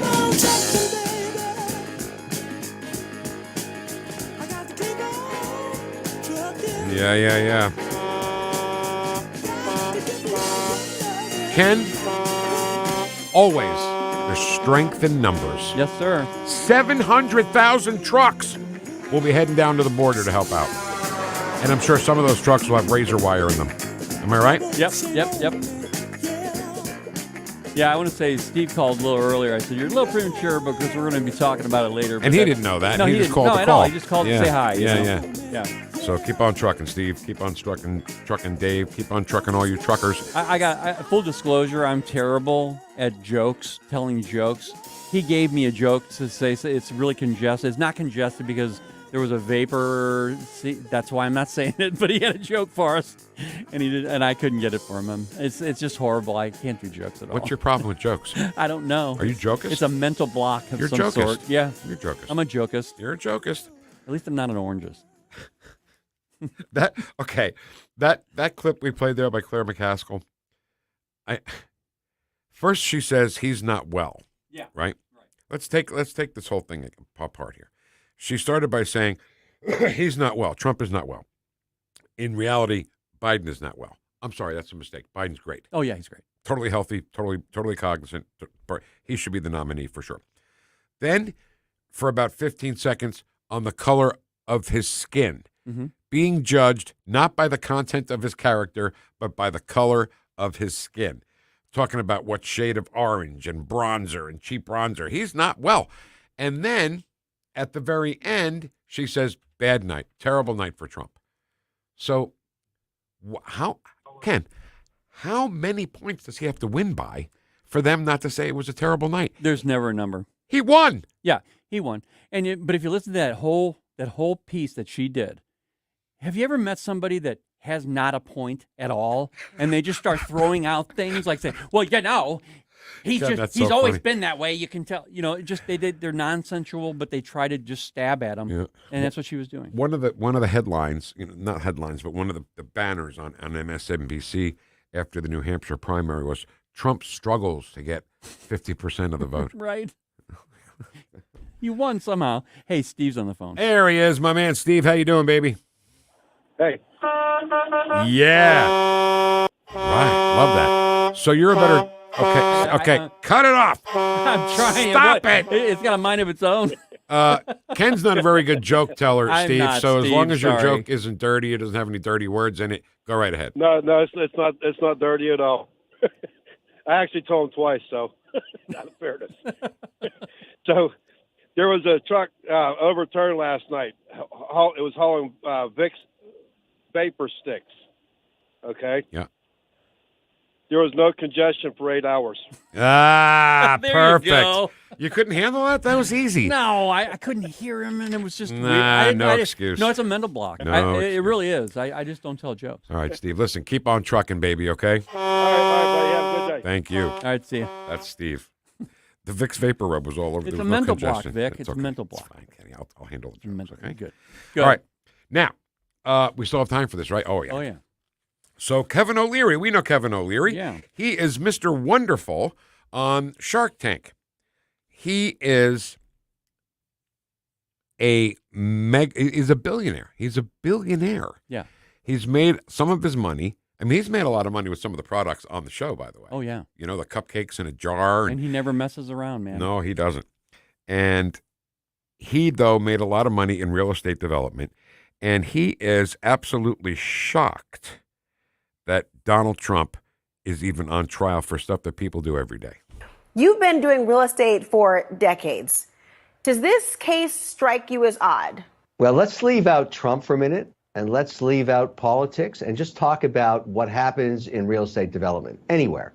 If you're a developer and you've got a building on a block anywhere in America and it's worth, let's say, $500 million and you want to build a building right beside it, you go to the bank and say, this building is worth $500 million.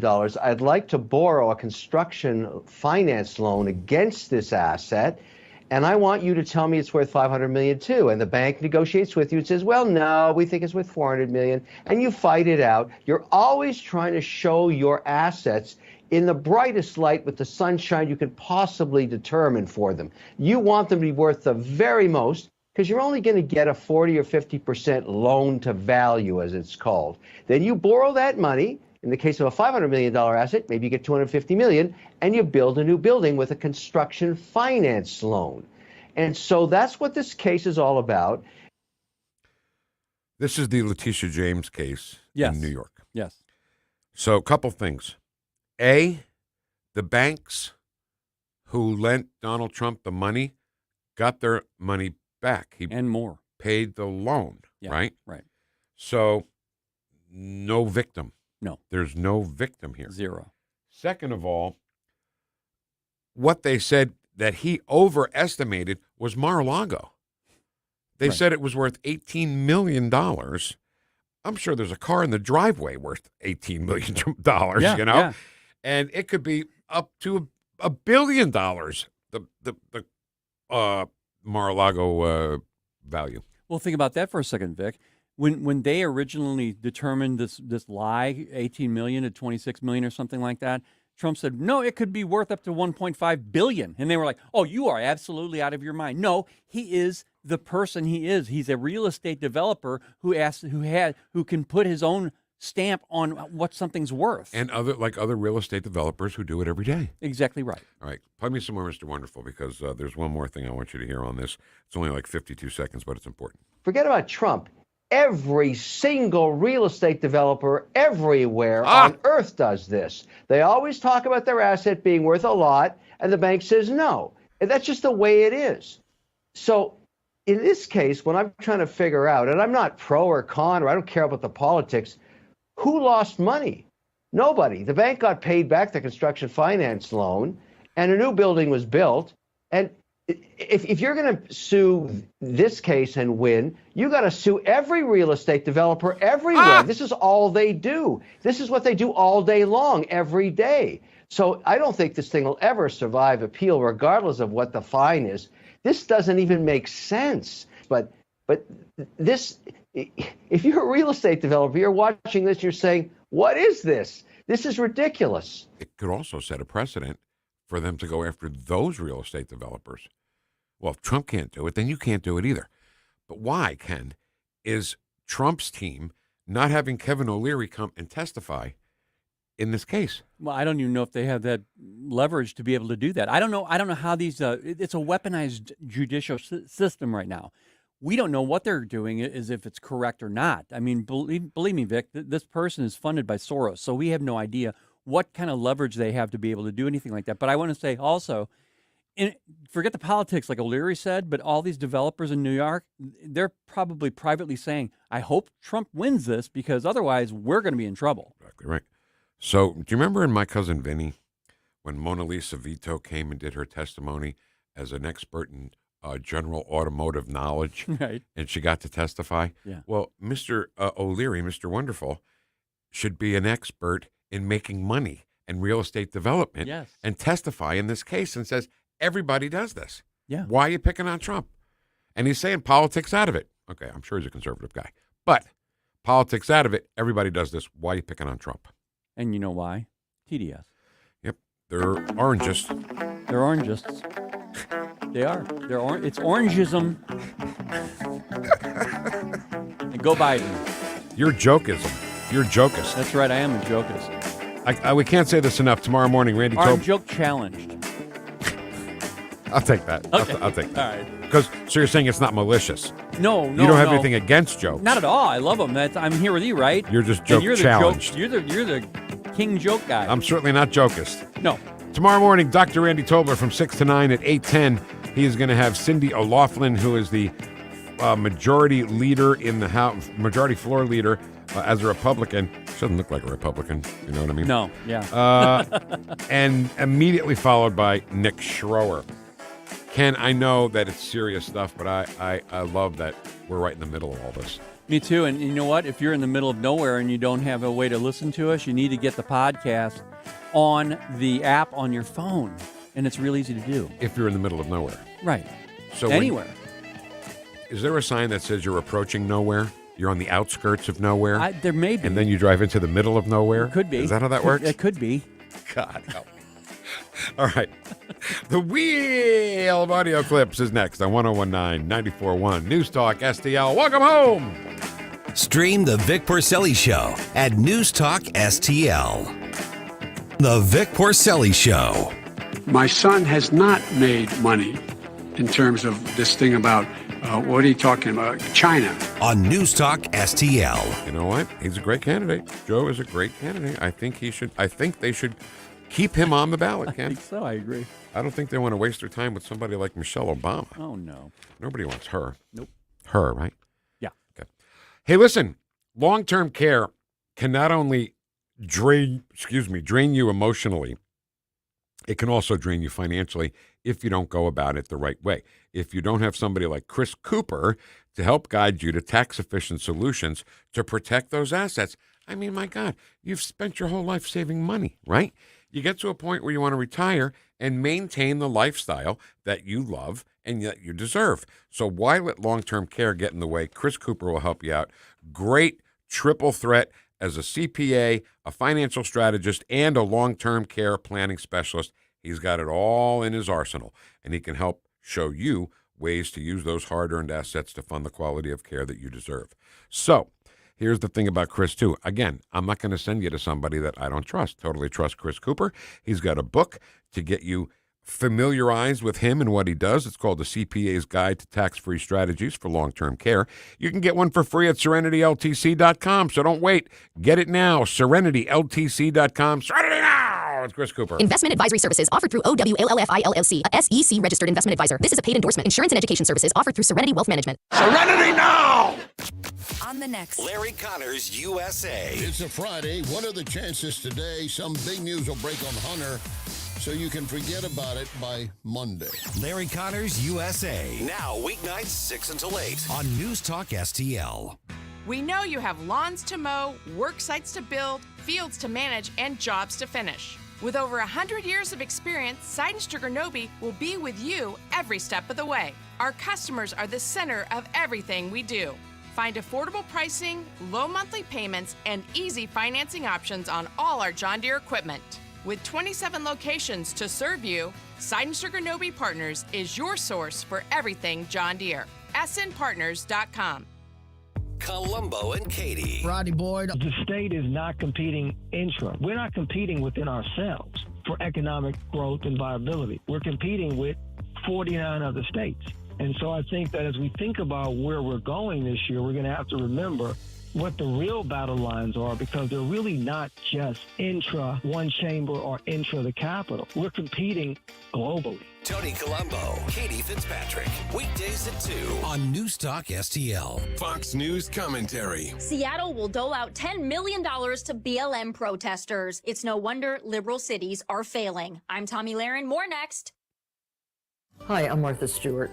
Every year, more than 4 million pets enter shelters here in the United States. My friends at American Humane have been helping animals since 1877. The goal is to ensure that pets have a safe shelter, especially during natural disasters. Adopting a shelter pet allows shelters to help more animals awaiting care. Please consider adopting today and take some time to learn more about American Humane's other work at americanhumane.org. Floyd-inspired protests and riots of 2020 cost this country billions in damage, but instead of punishing those who terrorized our cities, looted businesses, assaulted officers, and burned buildings, blue cities have decided to rubber stamp the behavior. The city of Seattle announced it will pass out $10 million to those 2020 Summer of Love protesters who filed suit against the city nearly 3 years ago. 50 plaintiffs in the case claim that they were injured by police officers during their unhinged demonstrations. This is an outrage, and this payout will only reinforce the notion that certain groups can go buck wild with reckless abandon, and instead of being punished, they get paid. Seattle isn't the only city to do this. New York City also doled out millions to George Floyd protesters. Is it really a wonder these blue cities are going downhill? I'm Tommy Lahren, and you can watch my show Tommy Lahren is Fearless at Outkick.com.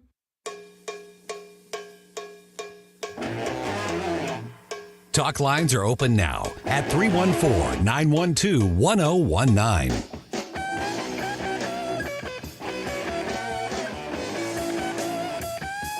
The Vic Porcelli Show.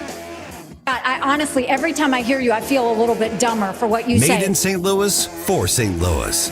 It's Newstalk STL. Nikki! I can't believe she's offended. So offended. She's fattest. Correct! And Italianist. All right, let's talk to Ron. Hey, Ron. Ron, good morning. Welcome to Newstalk STL. How are you? Hey, good morning. How you doing? All right. I think- Hey, whoa. What's with your good voice? What's going on there? Don't have a better voice than me. You hear me? Yeah, I can hear you. Yeah, okay. Don't have a better voice than me. Go ahead. No, I got a better. I've been told I got a good radio voice. But anyway, here we go. I think I was at the Sha Na Na concert that you were at. At Wildwood Convention Hall? Was there a beauty contest before that, before the show? You know what? Here's my problem with that, okay? This was 1974, I believe. Yep. Yeah. And I had to drive. So my girlfriend at the time was already in Wildwood, and I had to drive down with her father and meet her down there. And I had to run. So the show was actually already underway. The Sha Na Na part was already underway when I walked in. So I don't know about the beauty pageant part. Do you remember how many encores they did? I don't. Do you? Sha Na Na is the only band I ever saw that had 5 encores. Wow. People were dancing in the aisles. Yeah. I saw them 5 times in concert. They were great. I saw them, and here's a little tidbit of information for you. I saw Sha Na Na at Carnegie Hall, which about 5 or 6 of my friends went to see him. Wow, you're a super fan. Oh yeah, I love them guys. And they were playing, and before they're on stage, this ugly woman comes out with a British accent. It says, "Hey, here, greased and ready to kick your bloody arses is Sha Na Na." Love that. Absolutely. So we're wondering, who the heck is this guy? Who's this ugly old broad? So it's Keith Moon from The Who. No way. Keith Moon from The Who, dressed up as a woman, comes out and introduces Sha Na Na, and then later on he does, the drummer gets off the kit, and he sits on there, and he does a song with Sha Na Na. Oh, wow. So it was incredible. Help me out with the timeline, Ron. Vinnie Taylor, remember the guitar player, Vinnie Taylor? Yeah. He was, Ken, unbelievable guitar player. Really? Died of a heroin overdose. Yeah. Yes, I was just going to say that. He was a heroin addict. And he died, but I can't remember when. And do you know who I had this conversation with? This is the craziest thing. With my Aunt Doris, who was my father's sister. Yeah. Oh, wow. She worked at Ampex Records and Tapes, and she used to give me, I had more DJ copies not for sale when I was a kid than I do now. Right, like with a hole drilled through? Exactly. Yeah. All right, Ron, good to see another Sha Na Na fan. Hey, one question from you. Yeah. For you. What exit are you from? 151, Watchung Avenue. 151? Yep. Okay. I'm from Carteret, New Jersey. Well, you ever hear of that? Well, yeah, I worked at the radio station that was right across the street from the backstretch of the Meadowlands racetrack. Okay, and here, let me give you a test to see if you really are from New Jersey. Who's cousin Brucey, Dan Ingram, and Harry Harrison? Well, they were all WABC DJs. My cousin Brucey. Absolutely. Hello, cousin. Cousin Brucey. Harry. Those were the good old days. Harry Harrison was the morning guy, and Dan Ingram. Man, I swear to God, Dan Ingram. Remember his jingles? Dan Ingram. Dan Ingram. And at the end of his show, he'd go, Kimosabi! Bah, bah, bah. Oh, those are great days. And then you could actually call in and dedicate songs to your girlfriend or your boyfriend or whatever. Yeah, I was kind of young then, but yeah. All right, Ron, hey, thank you so much, man. We got to get to the Wheel of Audio Clips, so thanks for calling. Hey, thanks for listening, Ron. Okay, bye-bye. Thanks for not saying the other thing there. Yeah, the other thing. All right, let's do time for the Wheel of Audio. Everybody's a wise ass, I got to say.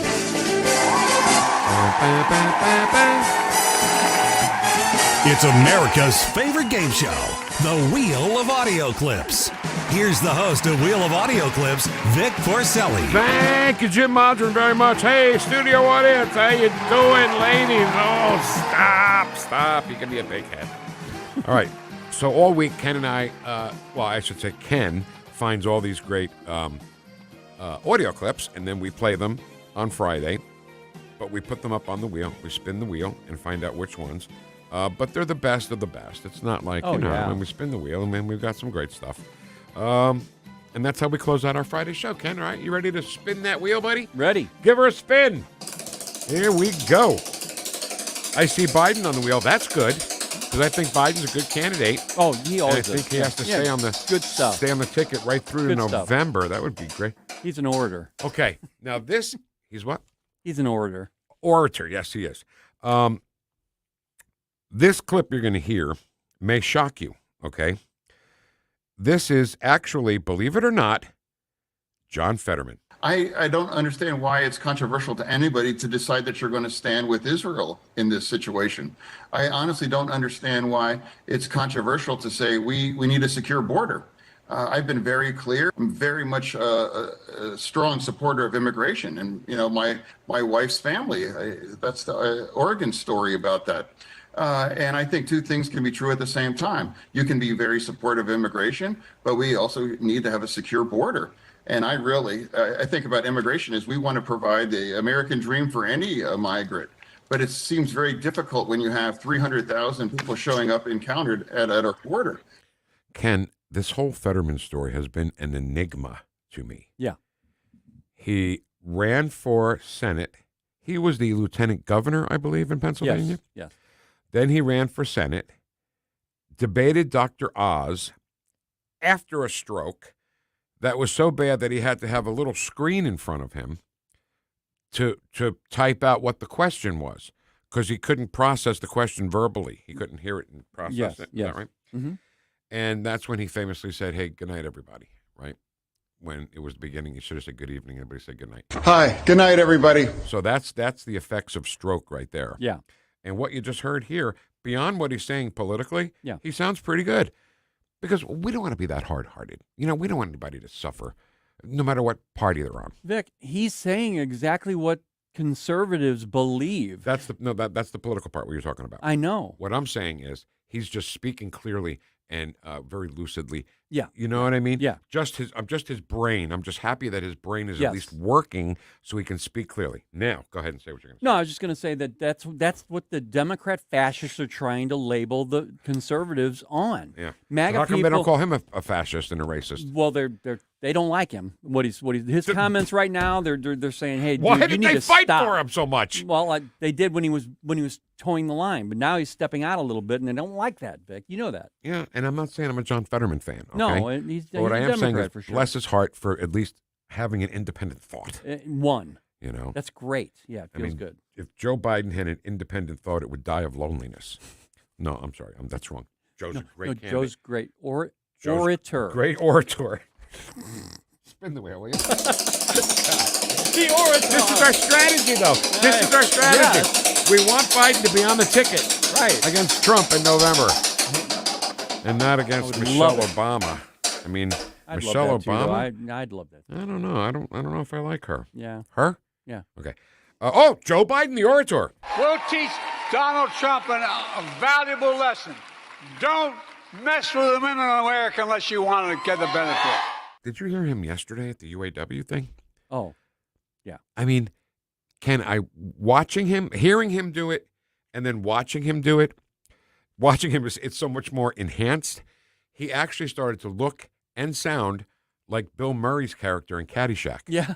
You know? Yes. I was like, I have an idea. Okay. I'll tell you later. Don't make Joe look bad, though.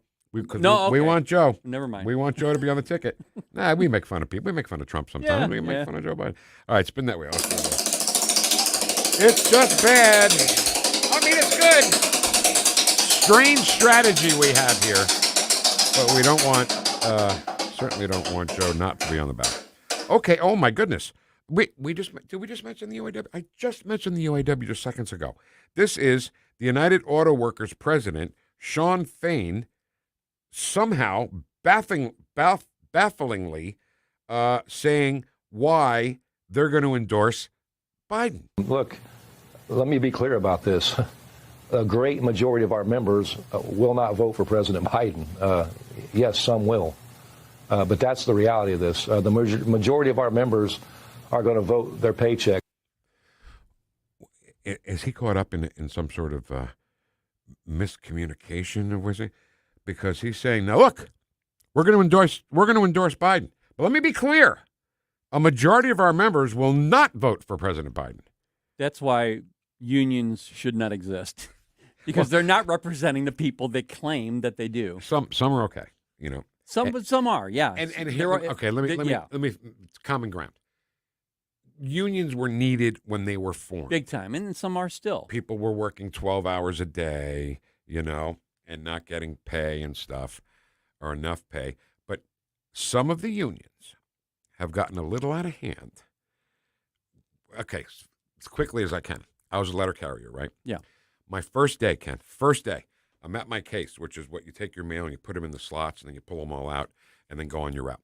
So my first day, supervisor comes behind me and he goes, all this mail under here has to go. And that's all like third-class mail. It's all the junk mail, you know, that really didn't have to go. And I said, okay, you know, because it's my first day on the job. You don't want to. Well, sure. So the shop steward is the guy right next to me, my first day. He goes, no, never say yes. Always say no. I'm like, what are you doing? You get me trouble. No, trust me. Just don't ever say yes.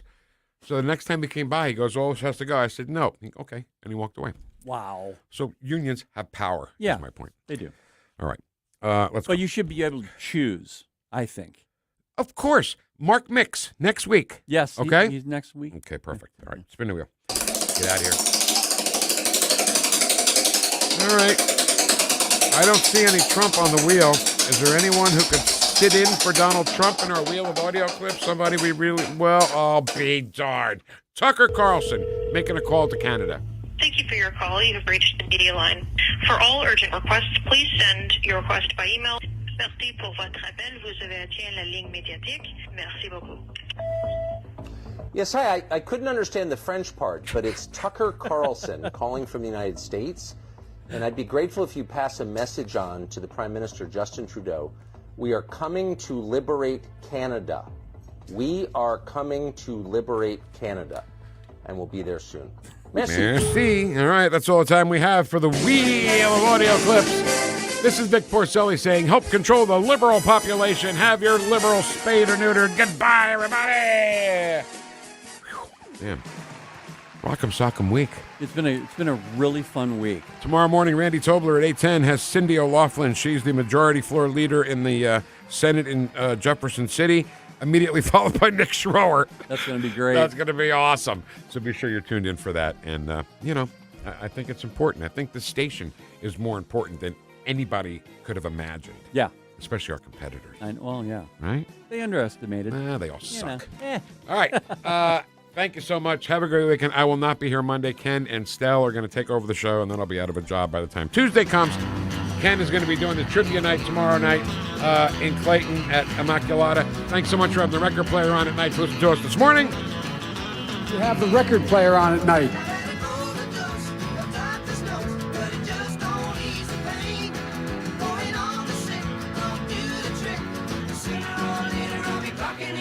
Someday I'll be able to forget my broken days. Life will be grim because the ship is coming in.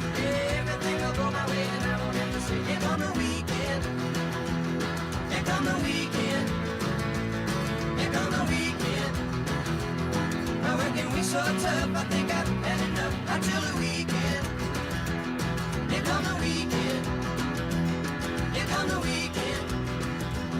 Here come the weekend. Columbo and Katie. When it comes down to getting in the ballot box, Democratic voters vote for the Democrat. Yeah. Republican voters are typically more in tune with the policies of the candidates, not the party in general, of the candidates. And if they don't like a candidate, they won't vote for him. But you need to understand that the team that you're going against, they're going to vote for the letter no matter what. Tony Colombo, Katie Fitzpatrick. Weekdays at 2 on Newstalk STL. I'm Dr. TJ, owner of the Institute of Natural Health, co-owner of Optimal Nutraceuticals, and the host of Wellness 101. Wellness 101 is designed to cut through the nonsense and provide you common sense, science-based information regarding health and wellness. On the show, we discuss topics like thyroid health, gut health, hormone optimization, and many others. Our show airs Saturdays at 10 a.m. and 2 p.m. and Sundays at 11 a.m. and 3 p.m. right here on Newstalk STL. For more information, visit us at inhstl.com. That's inhstl.com. Pigeons, they are everywhere, and they're very good at dive bombing freshly washed cars. Wellington Environmental reminds you those droppings are more than a nuisance. They can be a major health issue, especially massive droppings on buildings or in parking garages. So who do you call to safely clean it up? You do what many hospitals, universities, public buildings already do. You call Wellington Environmental. Wellington Environmental has been dealing with all kinds of hazards for 35 years. Special people, special skills, special equipment. Wellington gets it done. So to avoid health issues ranging from pigeon droppings to mold to chemical leaks, contact Wellington. 314-644-4930. 644-4930. WellingtonSTL.com. Wellington Environmental. Your world cleaner, better, safer. Be well with Wellington. KLGY HD3 Clayton, K270BW Bellefonte, KNBS Bowling Green. This is Newstalk STL at 1019, 94.1, and always streaming at NewstalkSTL.com.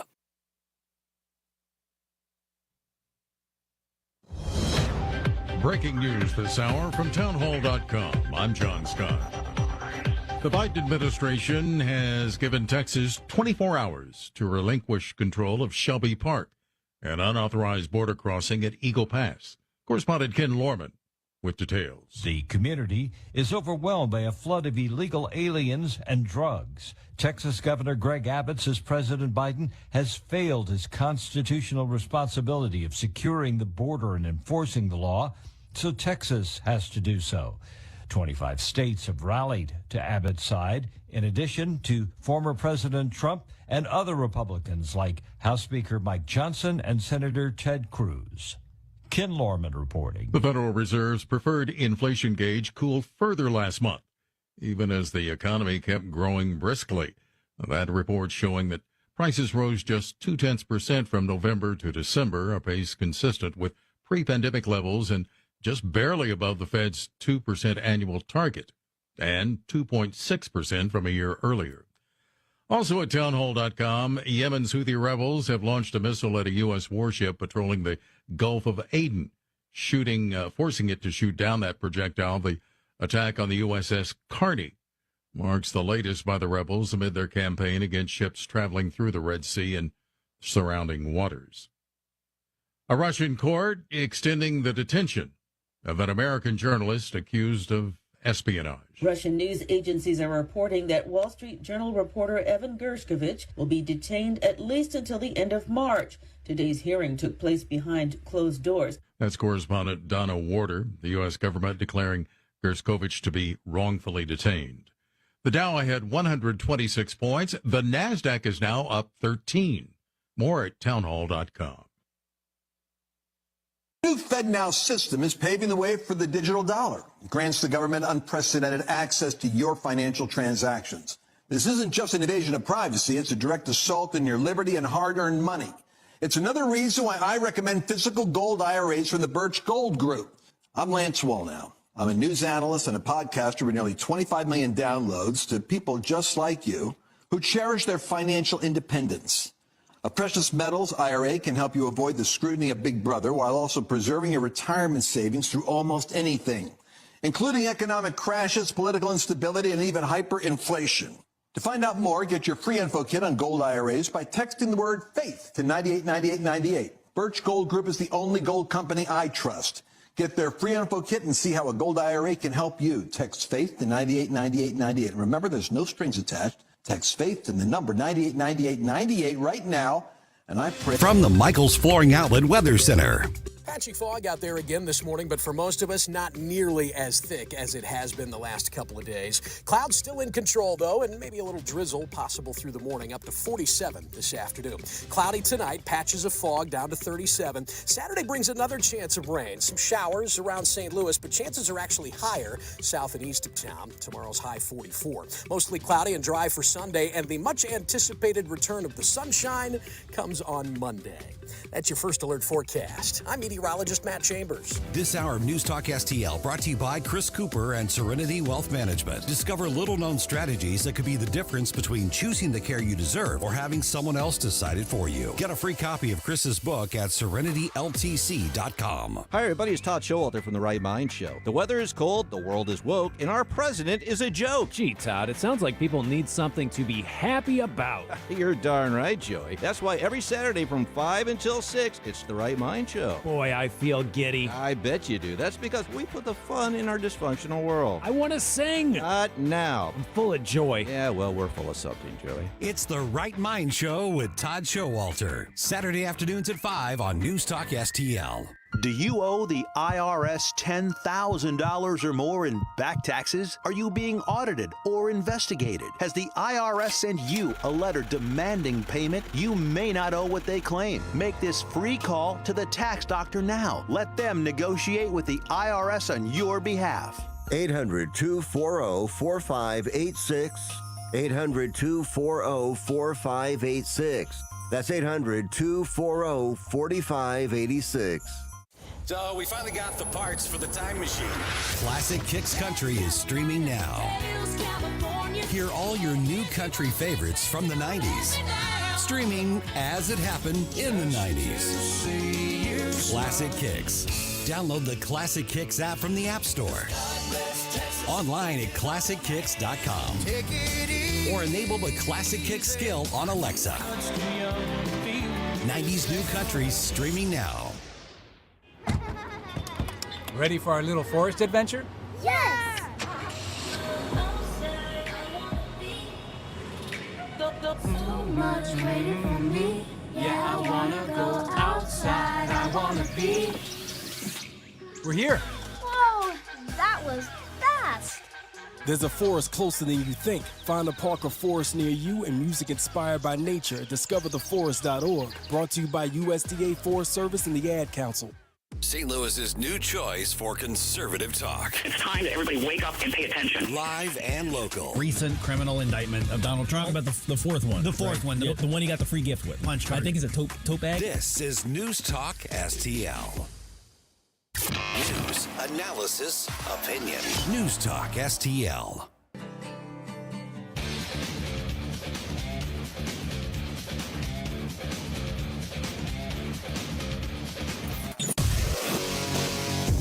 From the NYPD to the Secret Service to behind the microphone, taking the fight to the radical left and the putrid swamp.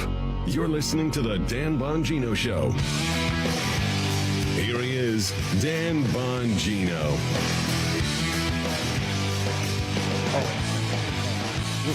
That was spicy.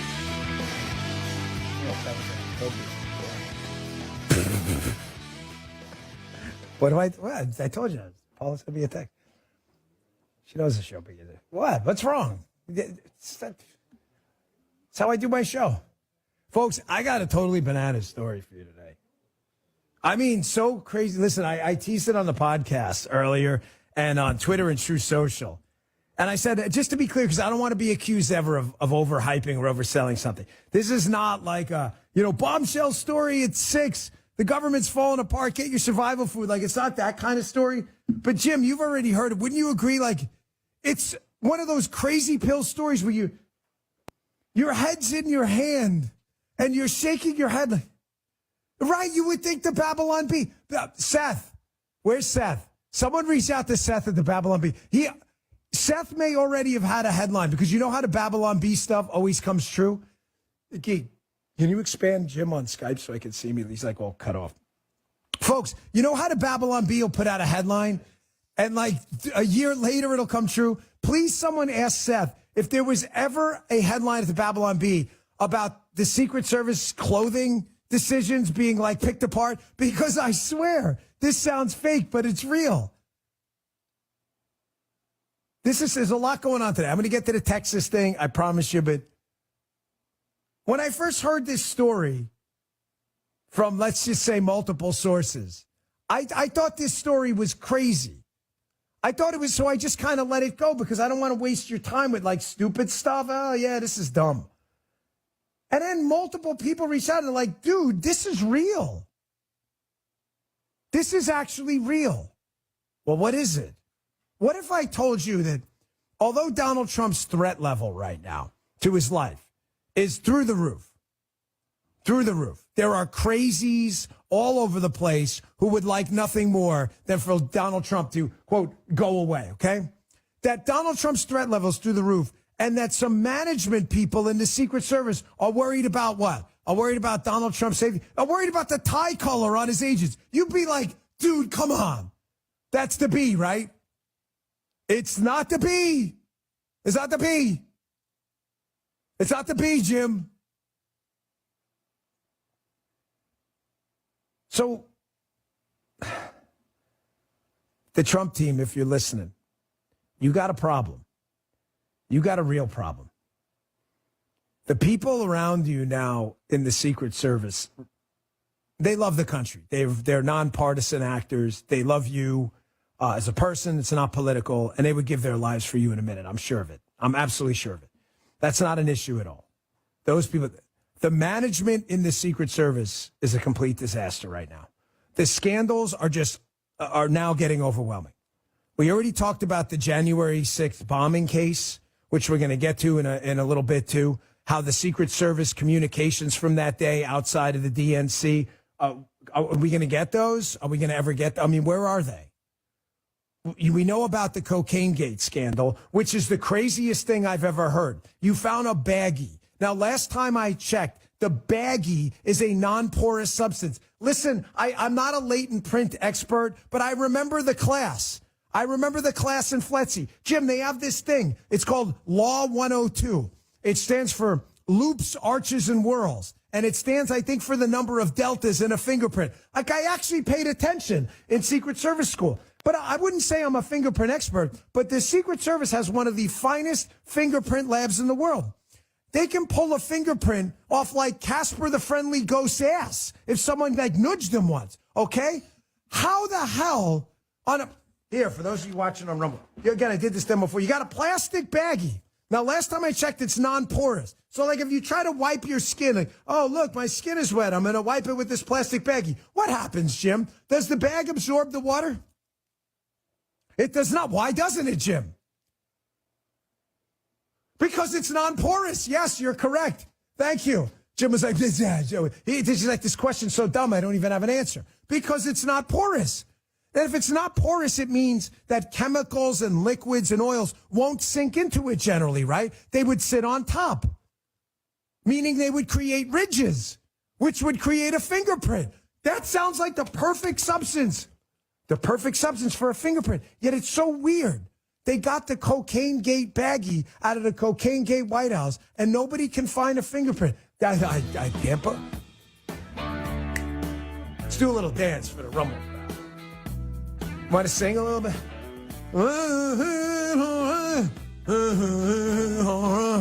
Cocaine. Nobody can find it.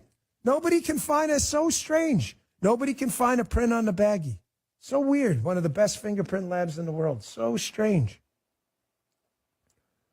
Now we find out, or I find out, and I'm telling you, I thought this story was crazy, that because a picture was taken about a guy, a Secret Service guy, with a red tie. This, folks, I swear to you, I'm not kidding. I just want you to understand, I'm not joking here. I know we use a lot of sarcasm. This is real. A picture was taken at the New Hampshire primary of a Secret Service agent with a red tie that looked like Donald Trump's red tie. And there are managers in the Secret Service who apparently told someone, quote, this, it rhymes with fit, has got to stop. This, what's got to stop? Wearing a red tie.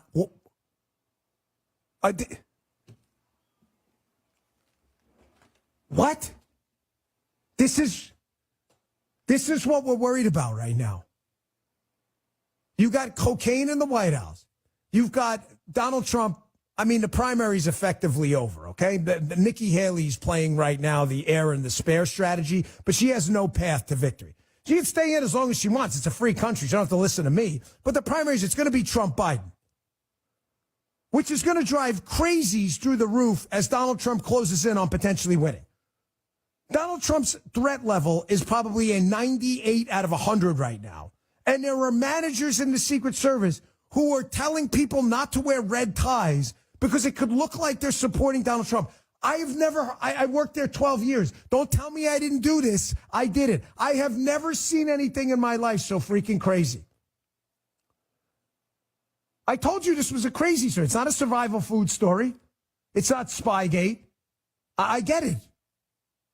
But you know what it is? It's another data point indicating why I lost it yesterday on the radio. We are being led by idiots. Folks, we are being led by a group of elitist snobs so completely out of touch with what's going on in everyday America that I can't tell you with a straight face anyone in our government anymore is operating by consent of the governed. They're operating by consent of themselves. Consent of the governed has been revoked.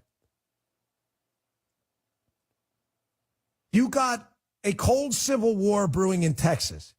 You've got an invasion going on. Hundreds of terrorists have slipped in. You've got a war in the Middle East with bloodthirsty savages.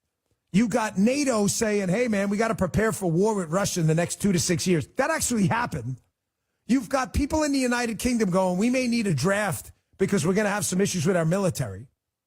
You've got 17% higher prices than when Joe Biden took office. And people in the Secret Service running the entity are worried about the tie color of the agents. Listen, man, this matters to me. I took an oath in that job, and that oath mattered to me. I was a lead advance agent for both Barack Obama and George W. Bush. And I'm going to tell you something. I'm no big political fan of either one. And I'm just going to be straight. I don't care what anyone thinks. I was proud of the job I did. You paid for it.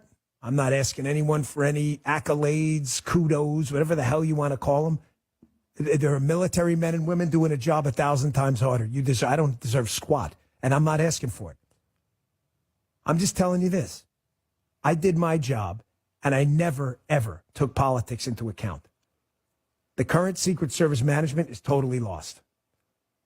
They're going to get this guy hurt. This is what you're worried about right now. You have the hottest political climate we have seen since the 60s. You've got a president who people have called, President Trump I'm talking about. You've got a former president running again. People have called a Nazi, Hitler. Joy Reid just did like a minute-long thing the other night. We're going down the Nazi path again. Donald Trump, if he's a Nazi, he's the worst Nazi ever. He's a Nazi who moved the embassy to Jerusalem. This is like the weirdest thing. The liberals like, it was a Nazi invasion. Are you? That's right. Jim said it right. Donald Trump really hates his Jewish grandchildren. You can't stand them. And he really, the folks, him moving the embassy to Jerusalem, it was a ploy for the invasion of Jerusalem later. Like, this is how crazy these people are. Okay, well, maybe he's a Nazi, but not a good one. But he's definitely a fascist. When he's a fascist, in other words, like he's using government to attack people's rights. He engaged in a vigorous tax cuts program, giving you back more of your money. Is that what I thought fascists take your stuff, not give it back. The Federal Register, which is a compilation of new rules that lord over your life, was the smallest it's ever been under Donald Trump. So he's a fascist who's shrinking the power of the government that he wants to use through Well, what? Donald Trump, the guy who is not, entered into any other foreign wars and is trying to get us out of this quagmire we're in every single military theater overseas. He's a fascist?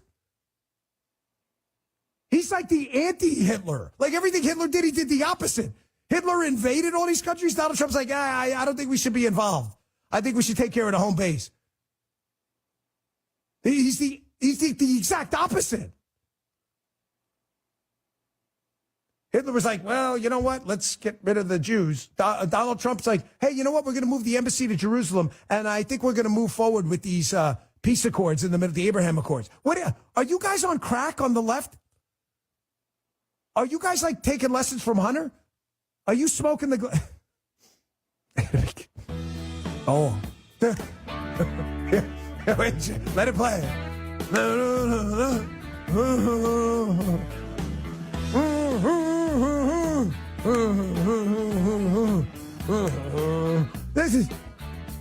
This is what you're worried about.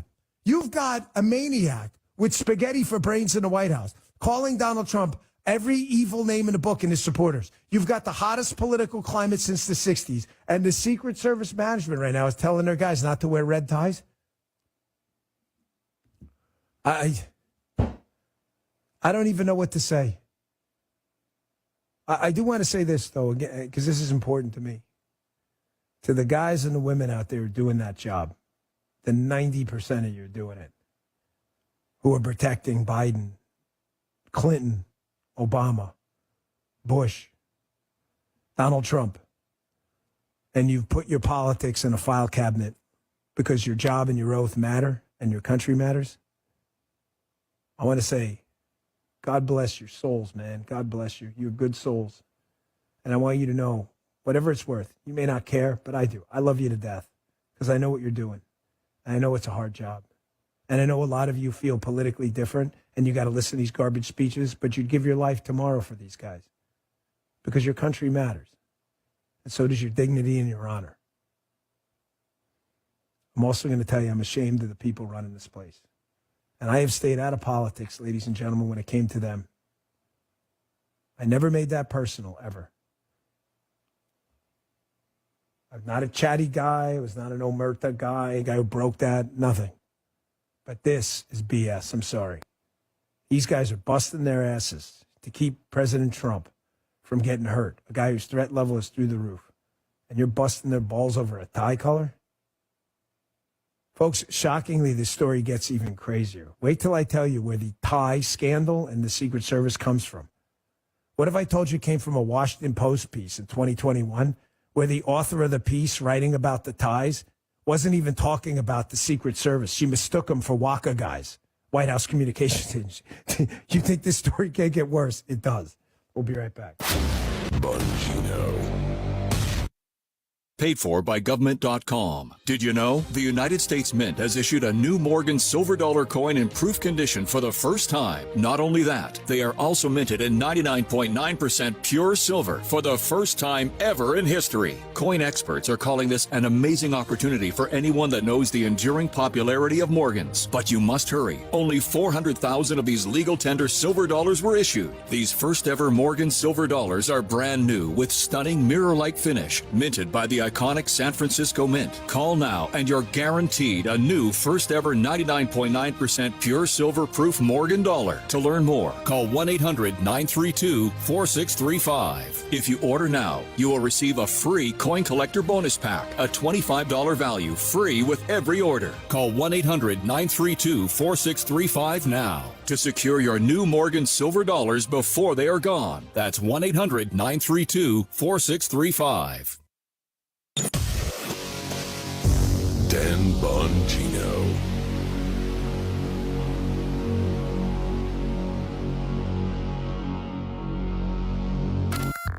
The left for months now, one by one, have been begging for a civil war. every caller gets their say. We got to stop and not put these officers in situations where they feel like they have to overreact. And whether you agree We have to assume some responsibility, because I'm a black man. or disagree, I think you're politically wrong. I do not need athletes to tell me. you're invited to join the conversation. Thank you for canceling all your games. Now I get it. 1019 and 94.1 News Talk STL. Hi, this is Ron Clutho. Join me for Groovy Grooves every Saturday to hear songs like this and memories that will take you back to a groovier place and time. Be sure to check out the playlist at NewstalkSTL.com for more Groovy Grooves. And now for something completely different. Groovy Grooves with Ron Clutho, Saturday nights at 10 on News Talk STL. Southern Armory, your hometown gun store. Come and be more than just a customer. Southern Armory, we carry the best guns, holsters, knives, magazines, ammunition, and even food storage. Special orders are welcome. Southern Armory, 1 mile east of 270 and 44, 9901 Watson Road, and southernarmory.com. That's southernarmory.com. Whether you're purchasing your first firearm or adding to your collection at Southern Armory, you're more than a customer, you're part of the family. Follow Southern Armory on Facebook or at southernarmory.com. Is your family prepared for the financial burden of losing a loved one? Are you aware of the cost of a funeral? Benjamin Schaefer with Senior Memorial could help you qualify for lifetime permanent final expense insurance coverage with no medical exam required. Just answer a few health questions, and once accepted, your rates never increase. Do you have diabetes? High blood pressure? Have you had a heart attack? A stroke? No problem. Benjamin Schaefer with Senior Memorial can help protect your legacy. Call or text 314-866-8886. That's 314-866-8886. To learn more about permanent lifetime final expense insurance coverage. Benjamin Schaefer with Senior Memorial could help you qualify for immediate coverage by answering just a few health questions. Call or text 314-866-8886. Or learn more at memorialplans.com. That's memorialplans.com. Policies underwritten by Senior Life Insurance Company, not available in all states. Hey, it's Columbo and Katie inviting you to join us, plus Mark Close and a whole bunch of our musical friends, Saturday, January 27th at Westport Playhouse. Our band, Mark's band, and Lenny Mink will be joined by some very special guests for an awesome night of music for a great cause. All proceeds go to Thrive St. Louis. Get your tickets now at westportplay.com and join us for a great party January 27th at Westport Playhouse. Brought to you by Weber Chevrolet. Tickets on sale now at westportplay.com. News, analysis, opinion. News Talk STL. Can't afford it? Too much hassle? Think you don't need it? There's lots of excuses for putting off life insurance. But if you weren't there, who would pay the mortgage and other bills? With Ethos, you could be covered in 10 minutes and boom, family protected. Ethos, fast and easy online term life insurance. Up to $2 million in coverage with no medical exam. Some policies as low as $1 a day. Answer a few health questions and get your free quote at getethos.com. That's getethos.com. At Consumer Cellular, you get the same exact coverage as the largest carriers, but for up to half the cost. Same thing, up to half the cost. Up to half the cost for the same thing. 50% the money for 100% the same thing. I hope I'm making myself clear. Consumer Cellular. When freedom calls, we're here to answer. Call us at 1-888-FREEDOM. Half the cost savings based on cost of Consumer Cellular single-line 5GB data plan with unlimited talk and text compared to lowest cost single-line postpaid unlimited talk, text, and data plan offered by T-Mobile and Verizon May 2023.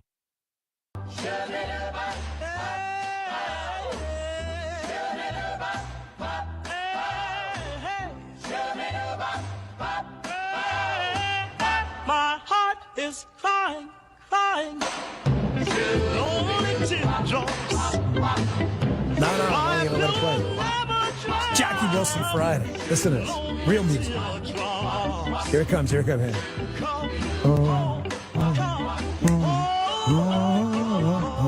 Here it is, here it is. Just say you will, say you will. Folks, that's when tunes, music was music. What the hell happened to music? I don't know.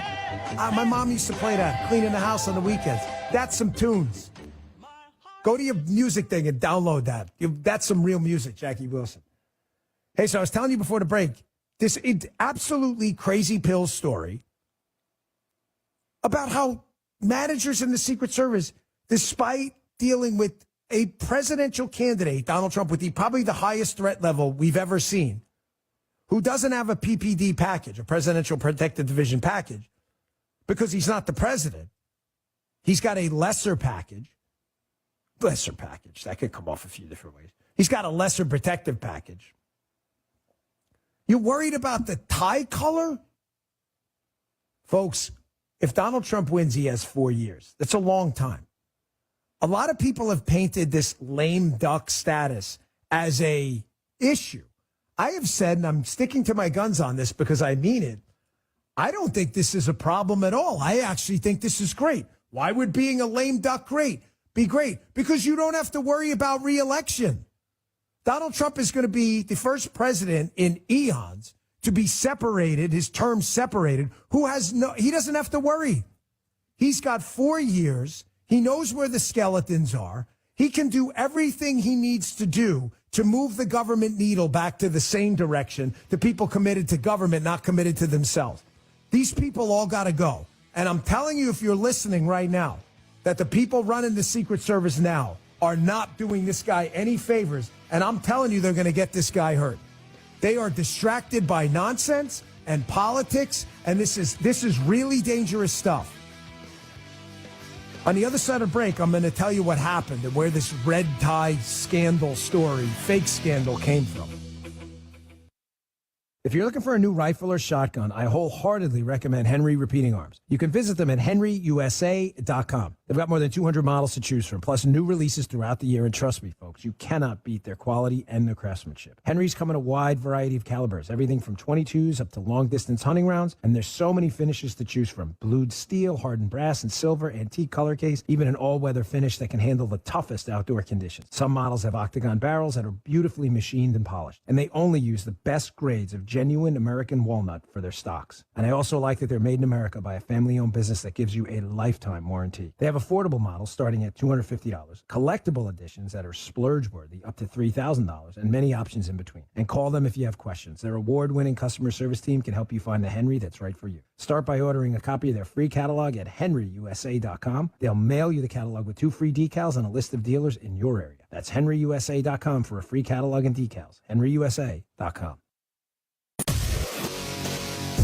Dan Bongino.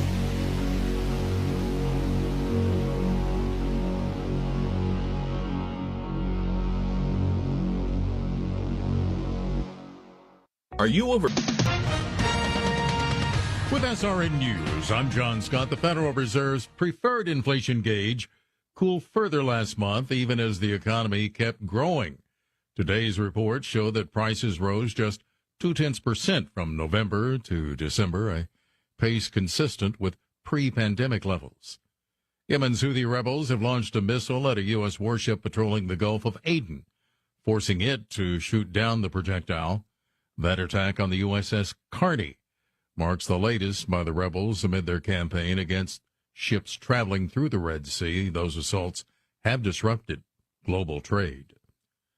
Stocks are hanging near their record highs as Wall Street heads toward the close of a 12th winning week in the last 13. The Dow is now up 105 points, the NASDAQ losing 1 point. This is SRN News. The new FedNow system is paving the way for the digital dollar. It grants the government unprecedented access to your financial transactions. This isn't just an invasion of privacy, it's a direct assault on your liberty and hard-earned money. It's another reason why I recommend physical gold IRAs from the Birch Gold Group. I'm Lance Wallnow. I'm a news analyst and a podcaster with nearly 25 million downloads to people just like you who cherish their financial independence. A precious metals IRA can help you avoid the scrutiny of Big Brother while also preserving your retirement savings through almost anything, including economic crashes, political instability, and even hyperinflation. To find out more, get your free info kit on gold IRAs by texting the word FAITH to 989898. Birch Gold Group is the only gold company I trust. Get their free info kit and see how a gold IRA can help you. Text FAITH to 989898. Remember, there's no strings attached. Text FAITH to the number 989898 right now And I pray you're blessed. Subscribe and watch your favorite News Talk STL shows. Mike Ferguson in the Morning, The Vic Porcelli Show, Columbo and Katie, Jones and Arps. Webcam streaming on Facebook, Twitter, Rumble. Subscribe and watch News Talk STL. Hi, News Talk listeners. This is Pastor Pat Rankin, joined today by my wife, Vicki Rankin. Hello, News Talk listeners. As followers of Jesus Christ and as a pastor, one of the closest things to my heart is empowering parents and saving lives of the unborn. That's right, Pat. One of the greatest joys I've had is seeing our church donate to the cause for life and support Thrive. It really is the greatest humanitarian effort of our time. Amen, hon. I am grateful to be in this fight with the church as a whole in St. Louis. Thank you to all who are out there who sacrificially give of themselves to those who need it the most. It's so awesome, Pat, and I'm really excited to have Thrive at Have Bible Will Travel again this year to host a Day of Compassion for the National Sanctity of Human Life Sunday. So am I. It is always an honor to have them come. Your church can join with Thrive this year as well. They can bring out live patient testimonies, Thrive speakers, an event table, multimedia, whatever you need. Just go to thrivealivestl.org and they will get your church set up. It's a new year, so come check out the great financing offers going on now at Seavers JCB. Rates as low as 0.99% on nearly all JCB compact construction equipment, including the industry-leading JCB Teleskid. For details, go to SeaversJCB.com. Mini excavators, track loaders, small wheel loaders, and even the industry-leading JCB compact load all range. Seavers JCB has them all. Visit SeaversJCB.com for more information. Tim Jones and Chris Arps in the afternoon. Friday, Chris Arps talks Supreme Court cases with Zach Smith of Heritage, and then Patrick Tuohy of Show Me gives an update on the Chiefs and Royal Stadium situation. Tim Jones and Chris Arps, weekdays at 4 on News Talk STL. News, analysis, opinion. News Talk STL.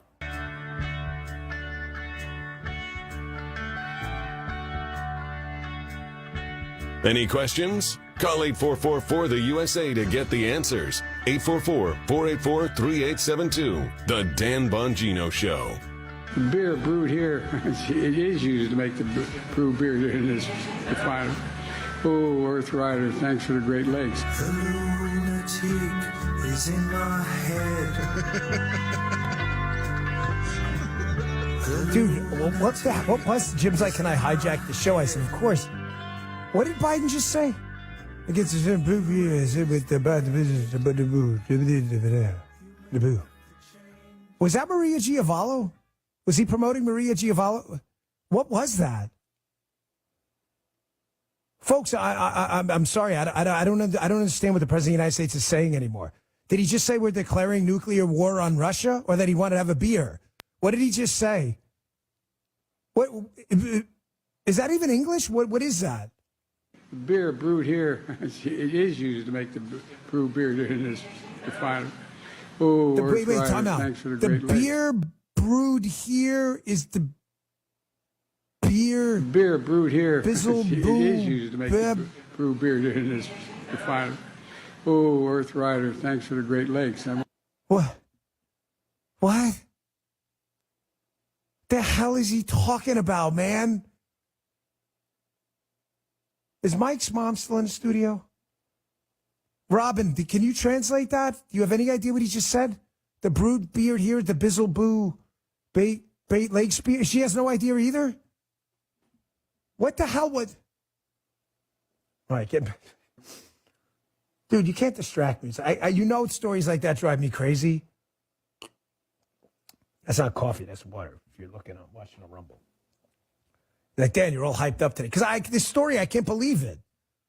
I can't believe we've got the cold civil war going on, a massive fentanyl crisis, a public safety crisis, a war in the Middle East, Russia and Ukraine, NATO saying they may have to go to war with Russia in 2 to 6 years, and the Secret Service protecting the potential next president, who's the front runner right now, is worried about the tie color of their agents. This really happened.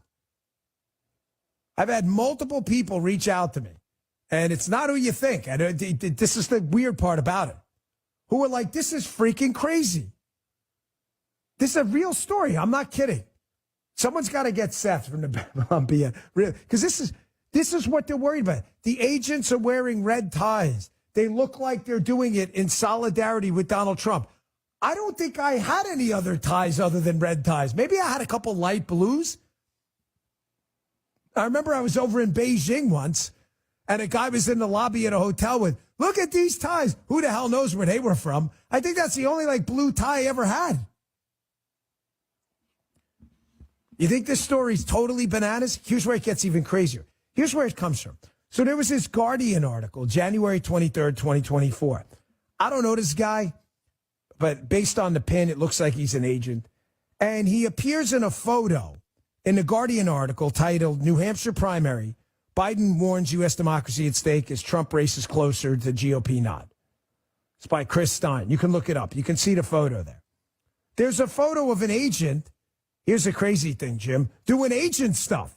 Like looking at the crowd to make sure, Trump doesn't get killed and all. And I'm looking at the picture, and one of the guys who sent it to me was like, hey, man, what's wrong with this picture? And I was like, I don't know. Well, looks like an agent doing agent stuff. And he's like, exactly. But apparently Secret Service management was like, hey, man, listen, you can't wear a red tie in that picture like Donald Trump's wearing. What? Again, if you wear... I know. So just to be clear, if agents wear Ray-Ban aviators, which many of them do, and Joe Biden wears them, is that like some, look, we're expressing solidarity with Joe Biden? Or here's a crazy idea. Maybe they just can't see in the sun and want sunglasses. Folks, this is what I'm talking about. This may seem like small. That's why I told you in the tweet and the Truth Post this morning, I didn't want to overhype this story and make it out like the world was going to blow up. It's not. It is just another clear data point and indicator of how far gone our government has gotten from its actual assigned duties. The Secret Service has two jobs: to basically protect the money supply and protect the president. They do counterfeit, credit card fraud. They also get into some computer crime stuff. That is their job. Their job is not to be the fashion police. Their job is not to sit here and critique this poor guy because he accidentally got caught. He's not posing for the picture with a red tie on. There is zero doubt in my mind that somebody at the upper levels of the Secret Service has their lips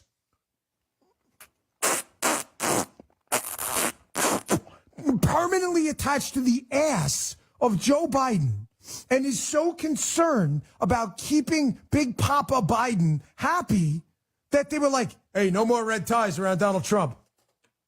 Listen, I'm going to tell you, the Trump people listening, and you know who you are, you better square this away because I love your guy, and I have for a long time. He's a friend, but I support him politically. You can't have this. You can't have people at the top who are worried about the tie color of the agents. You can't have that.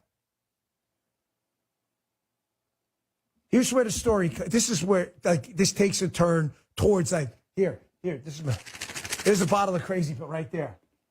Actually, it's not a kindness, but whatever. There was a story written in 2021 by Carol Leonnig in the Washington Post. Come on, Dan. They got this, the Secret Service got this from the Washington Post about Trump. Yes.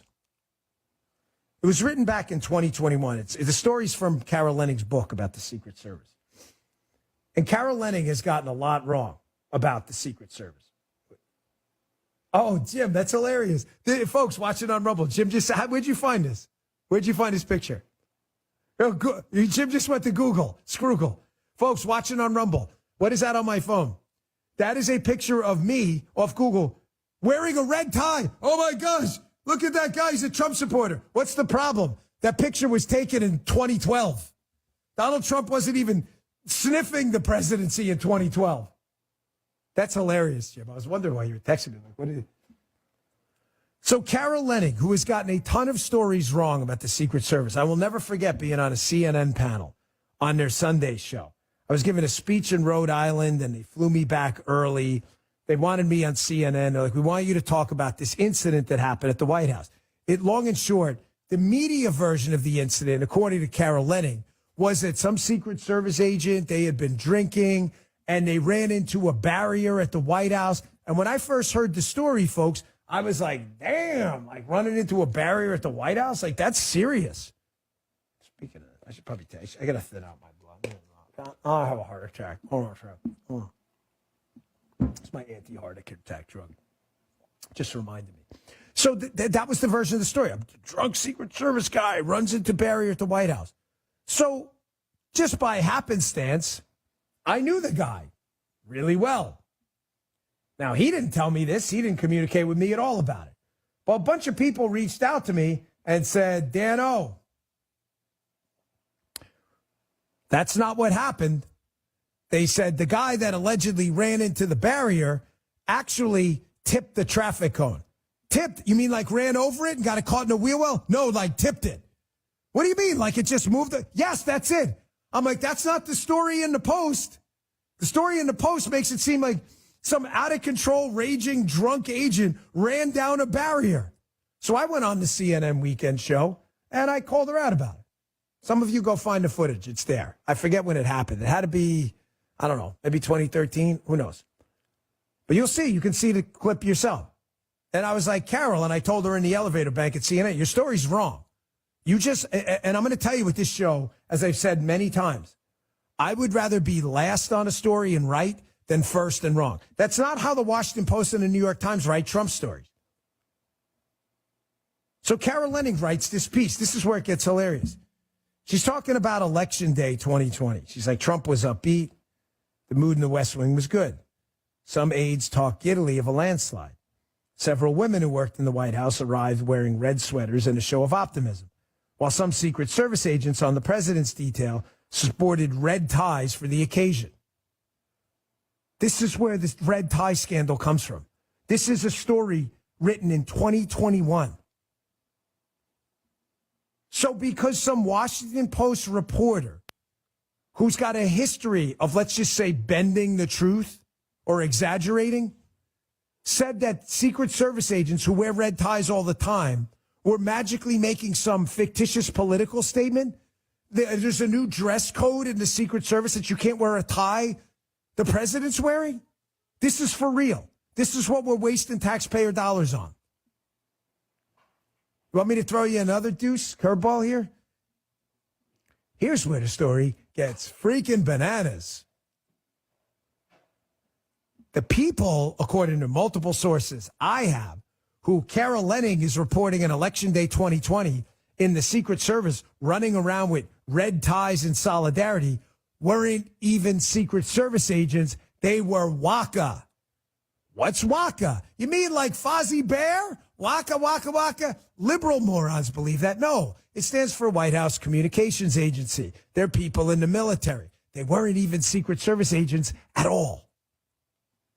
You see how our government is owned by the left-wing media and is terrified of it? This is why government's obsessed with DEI and DIE, because DEI will cause you to DIE, because they're afraid of the media. Instead of the Secret Service going, that's stupid, our guys don't do that, they'll wear whatever damn ties they want. These guys have been through COVID, multiple protectees. They're away from their families. The divorce rate is freaking 90+% probably because they never see their kids. It's amazing me and Paula made it through it. Believe me, those times were tough.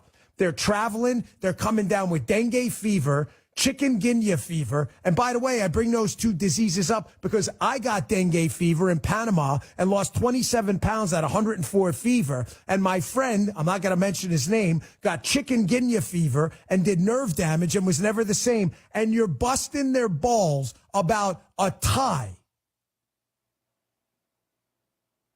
A tie.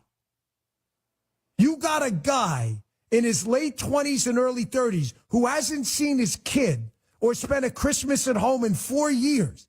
He's sitting in a booth in Camp David while Joe Biden's sunning his loins in a tanning booth or something, eating a chicken sandwich. He doesn't even know his kid's name. And you're busting their rachis about a tie. Listen. This isn't about retribution or revenge. Throw that out. It's not. This is about sanity. I am dead serious. You can call it whatever. This is not Forget revenge. That's it. You ever see Tombstone? It's a reckoning. Forget it. This isn't the movies. It's the real world. When Donald Trump gets in there, it's not about revenge. It's about sanity. All these people got to go.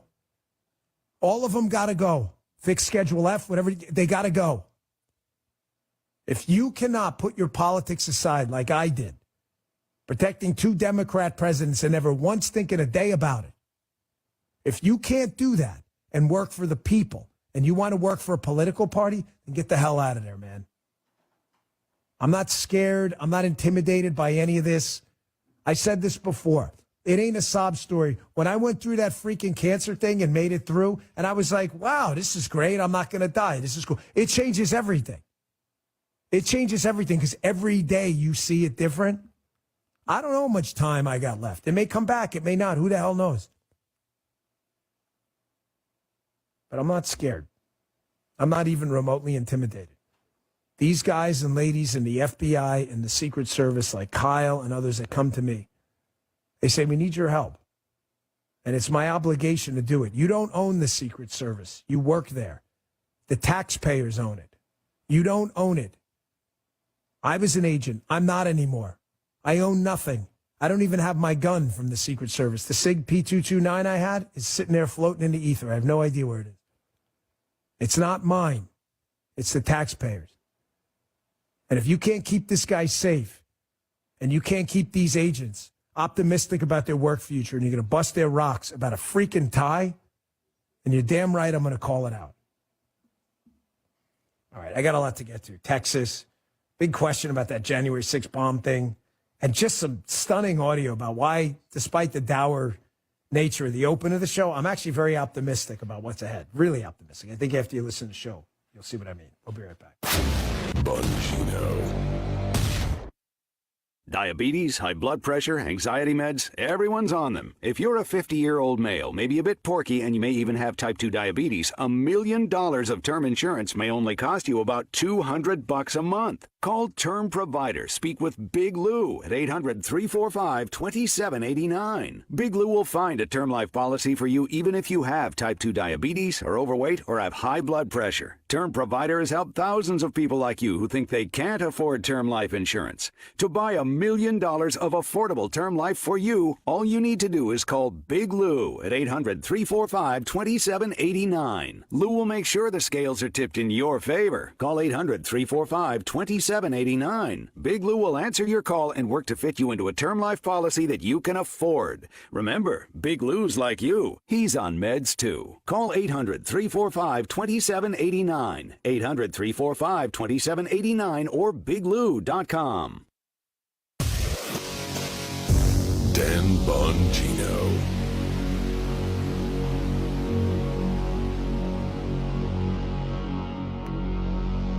St. Louis's place to talk. The American people have further lost faith in our governmental institutions. People can decide what they want and how they want to live. News Talk STL. News, analysis, opinion. This is a special alert to all Americans who own a vehicle with less than 200,000 miles with an auto warranty about to expire or with no warranty coverage at all. Due to a decline in the economy, CarShield is announcing a low-cost month-to-month vehicle protection plan that is now available to the public to save any driver out-of-pocket expenses on future auto repairs. Call now to find out how you can pay almost nothing for covered auto repairs. Yes, you heard that correctly. Pay almost nothing for covered auto repairs. An open phone line has been established for all drivers to call for a free quick quote. Call 800-266-9102 now. Drivers who are covered will not have to pay for covered repairs again. This protection plan is at an all-time low. Additionally, drivers who activate this vehicle protection today will also receive free roadside assistance, free towing, and car rental options at no additional cost. Call us for your free quick quote today. 800-266-9102. That's 800-266-9102. What do you have to lose? Call 800-266-9102. Again, 800-266-9102. We know you have lawns to mow, work sites to build, fields to manage, and jobs to finish. With over 100 years of experience, Seidenstricker Nobe will be with you every step of the way. Our customers are the center of everything we do. Find affordable pricing, low monthly payments, and easy financing options on all our John Deere equipment. With 27 locations to serve you, Seidenberger Nobe Partners is your source for everything John Deere. snpartners.com. Investment advisory services offered through OWLFI LLC, a SEC registered investment advisor. Insurance and education services offered through Serenity Wealth Management. Are you or someone you know providing or managing care for a loved one today? Did you know there could be more cost-efficient solutions for funding long-term care, even those currently living in a skilled care facility today? Financial strategist and long-term care specialist Chris Cooper of Serenity Wealth Management can show you tax-efficient strategies available to help your family manage care concerns, whether planning for the future or managing care for a loved one today. Solutions exist to provide the financial peace of mind you deserve. Hi, I'm Chris Cooper, and I'd love to send you a free copy of my new book, A CPA's Guide to Tax-Free Strategies for Long-Term Care. You'll learn about strategies to empower you and your family, protect your savings, and make sure your loved ones get the quality of care they deserve. Request your free copy of Chris's book by visiting SerenityLTC.com. That's SerenityLTC.com. Coming Monday. Hey, St. Louis, my name is Rob Carter. If you are sick and tired of the corporate news bubble, if you like unedited information free from corporate money, if you want straight talk with no script, join me weeknights from 8 to 10 p.m. on The Rob Carter Show. Live and local, weeknights at 8 on NewstalkSTL. News, analysis, opinion. NewstalkSTL.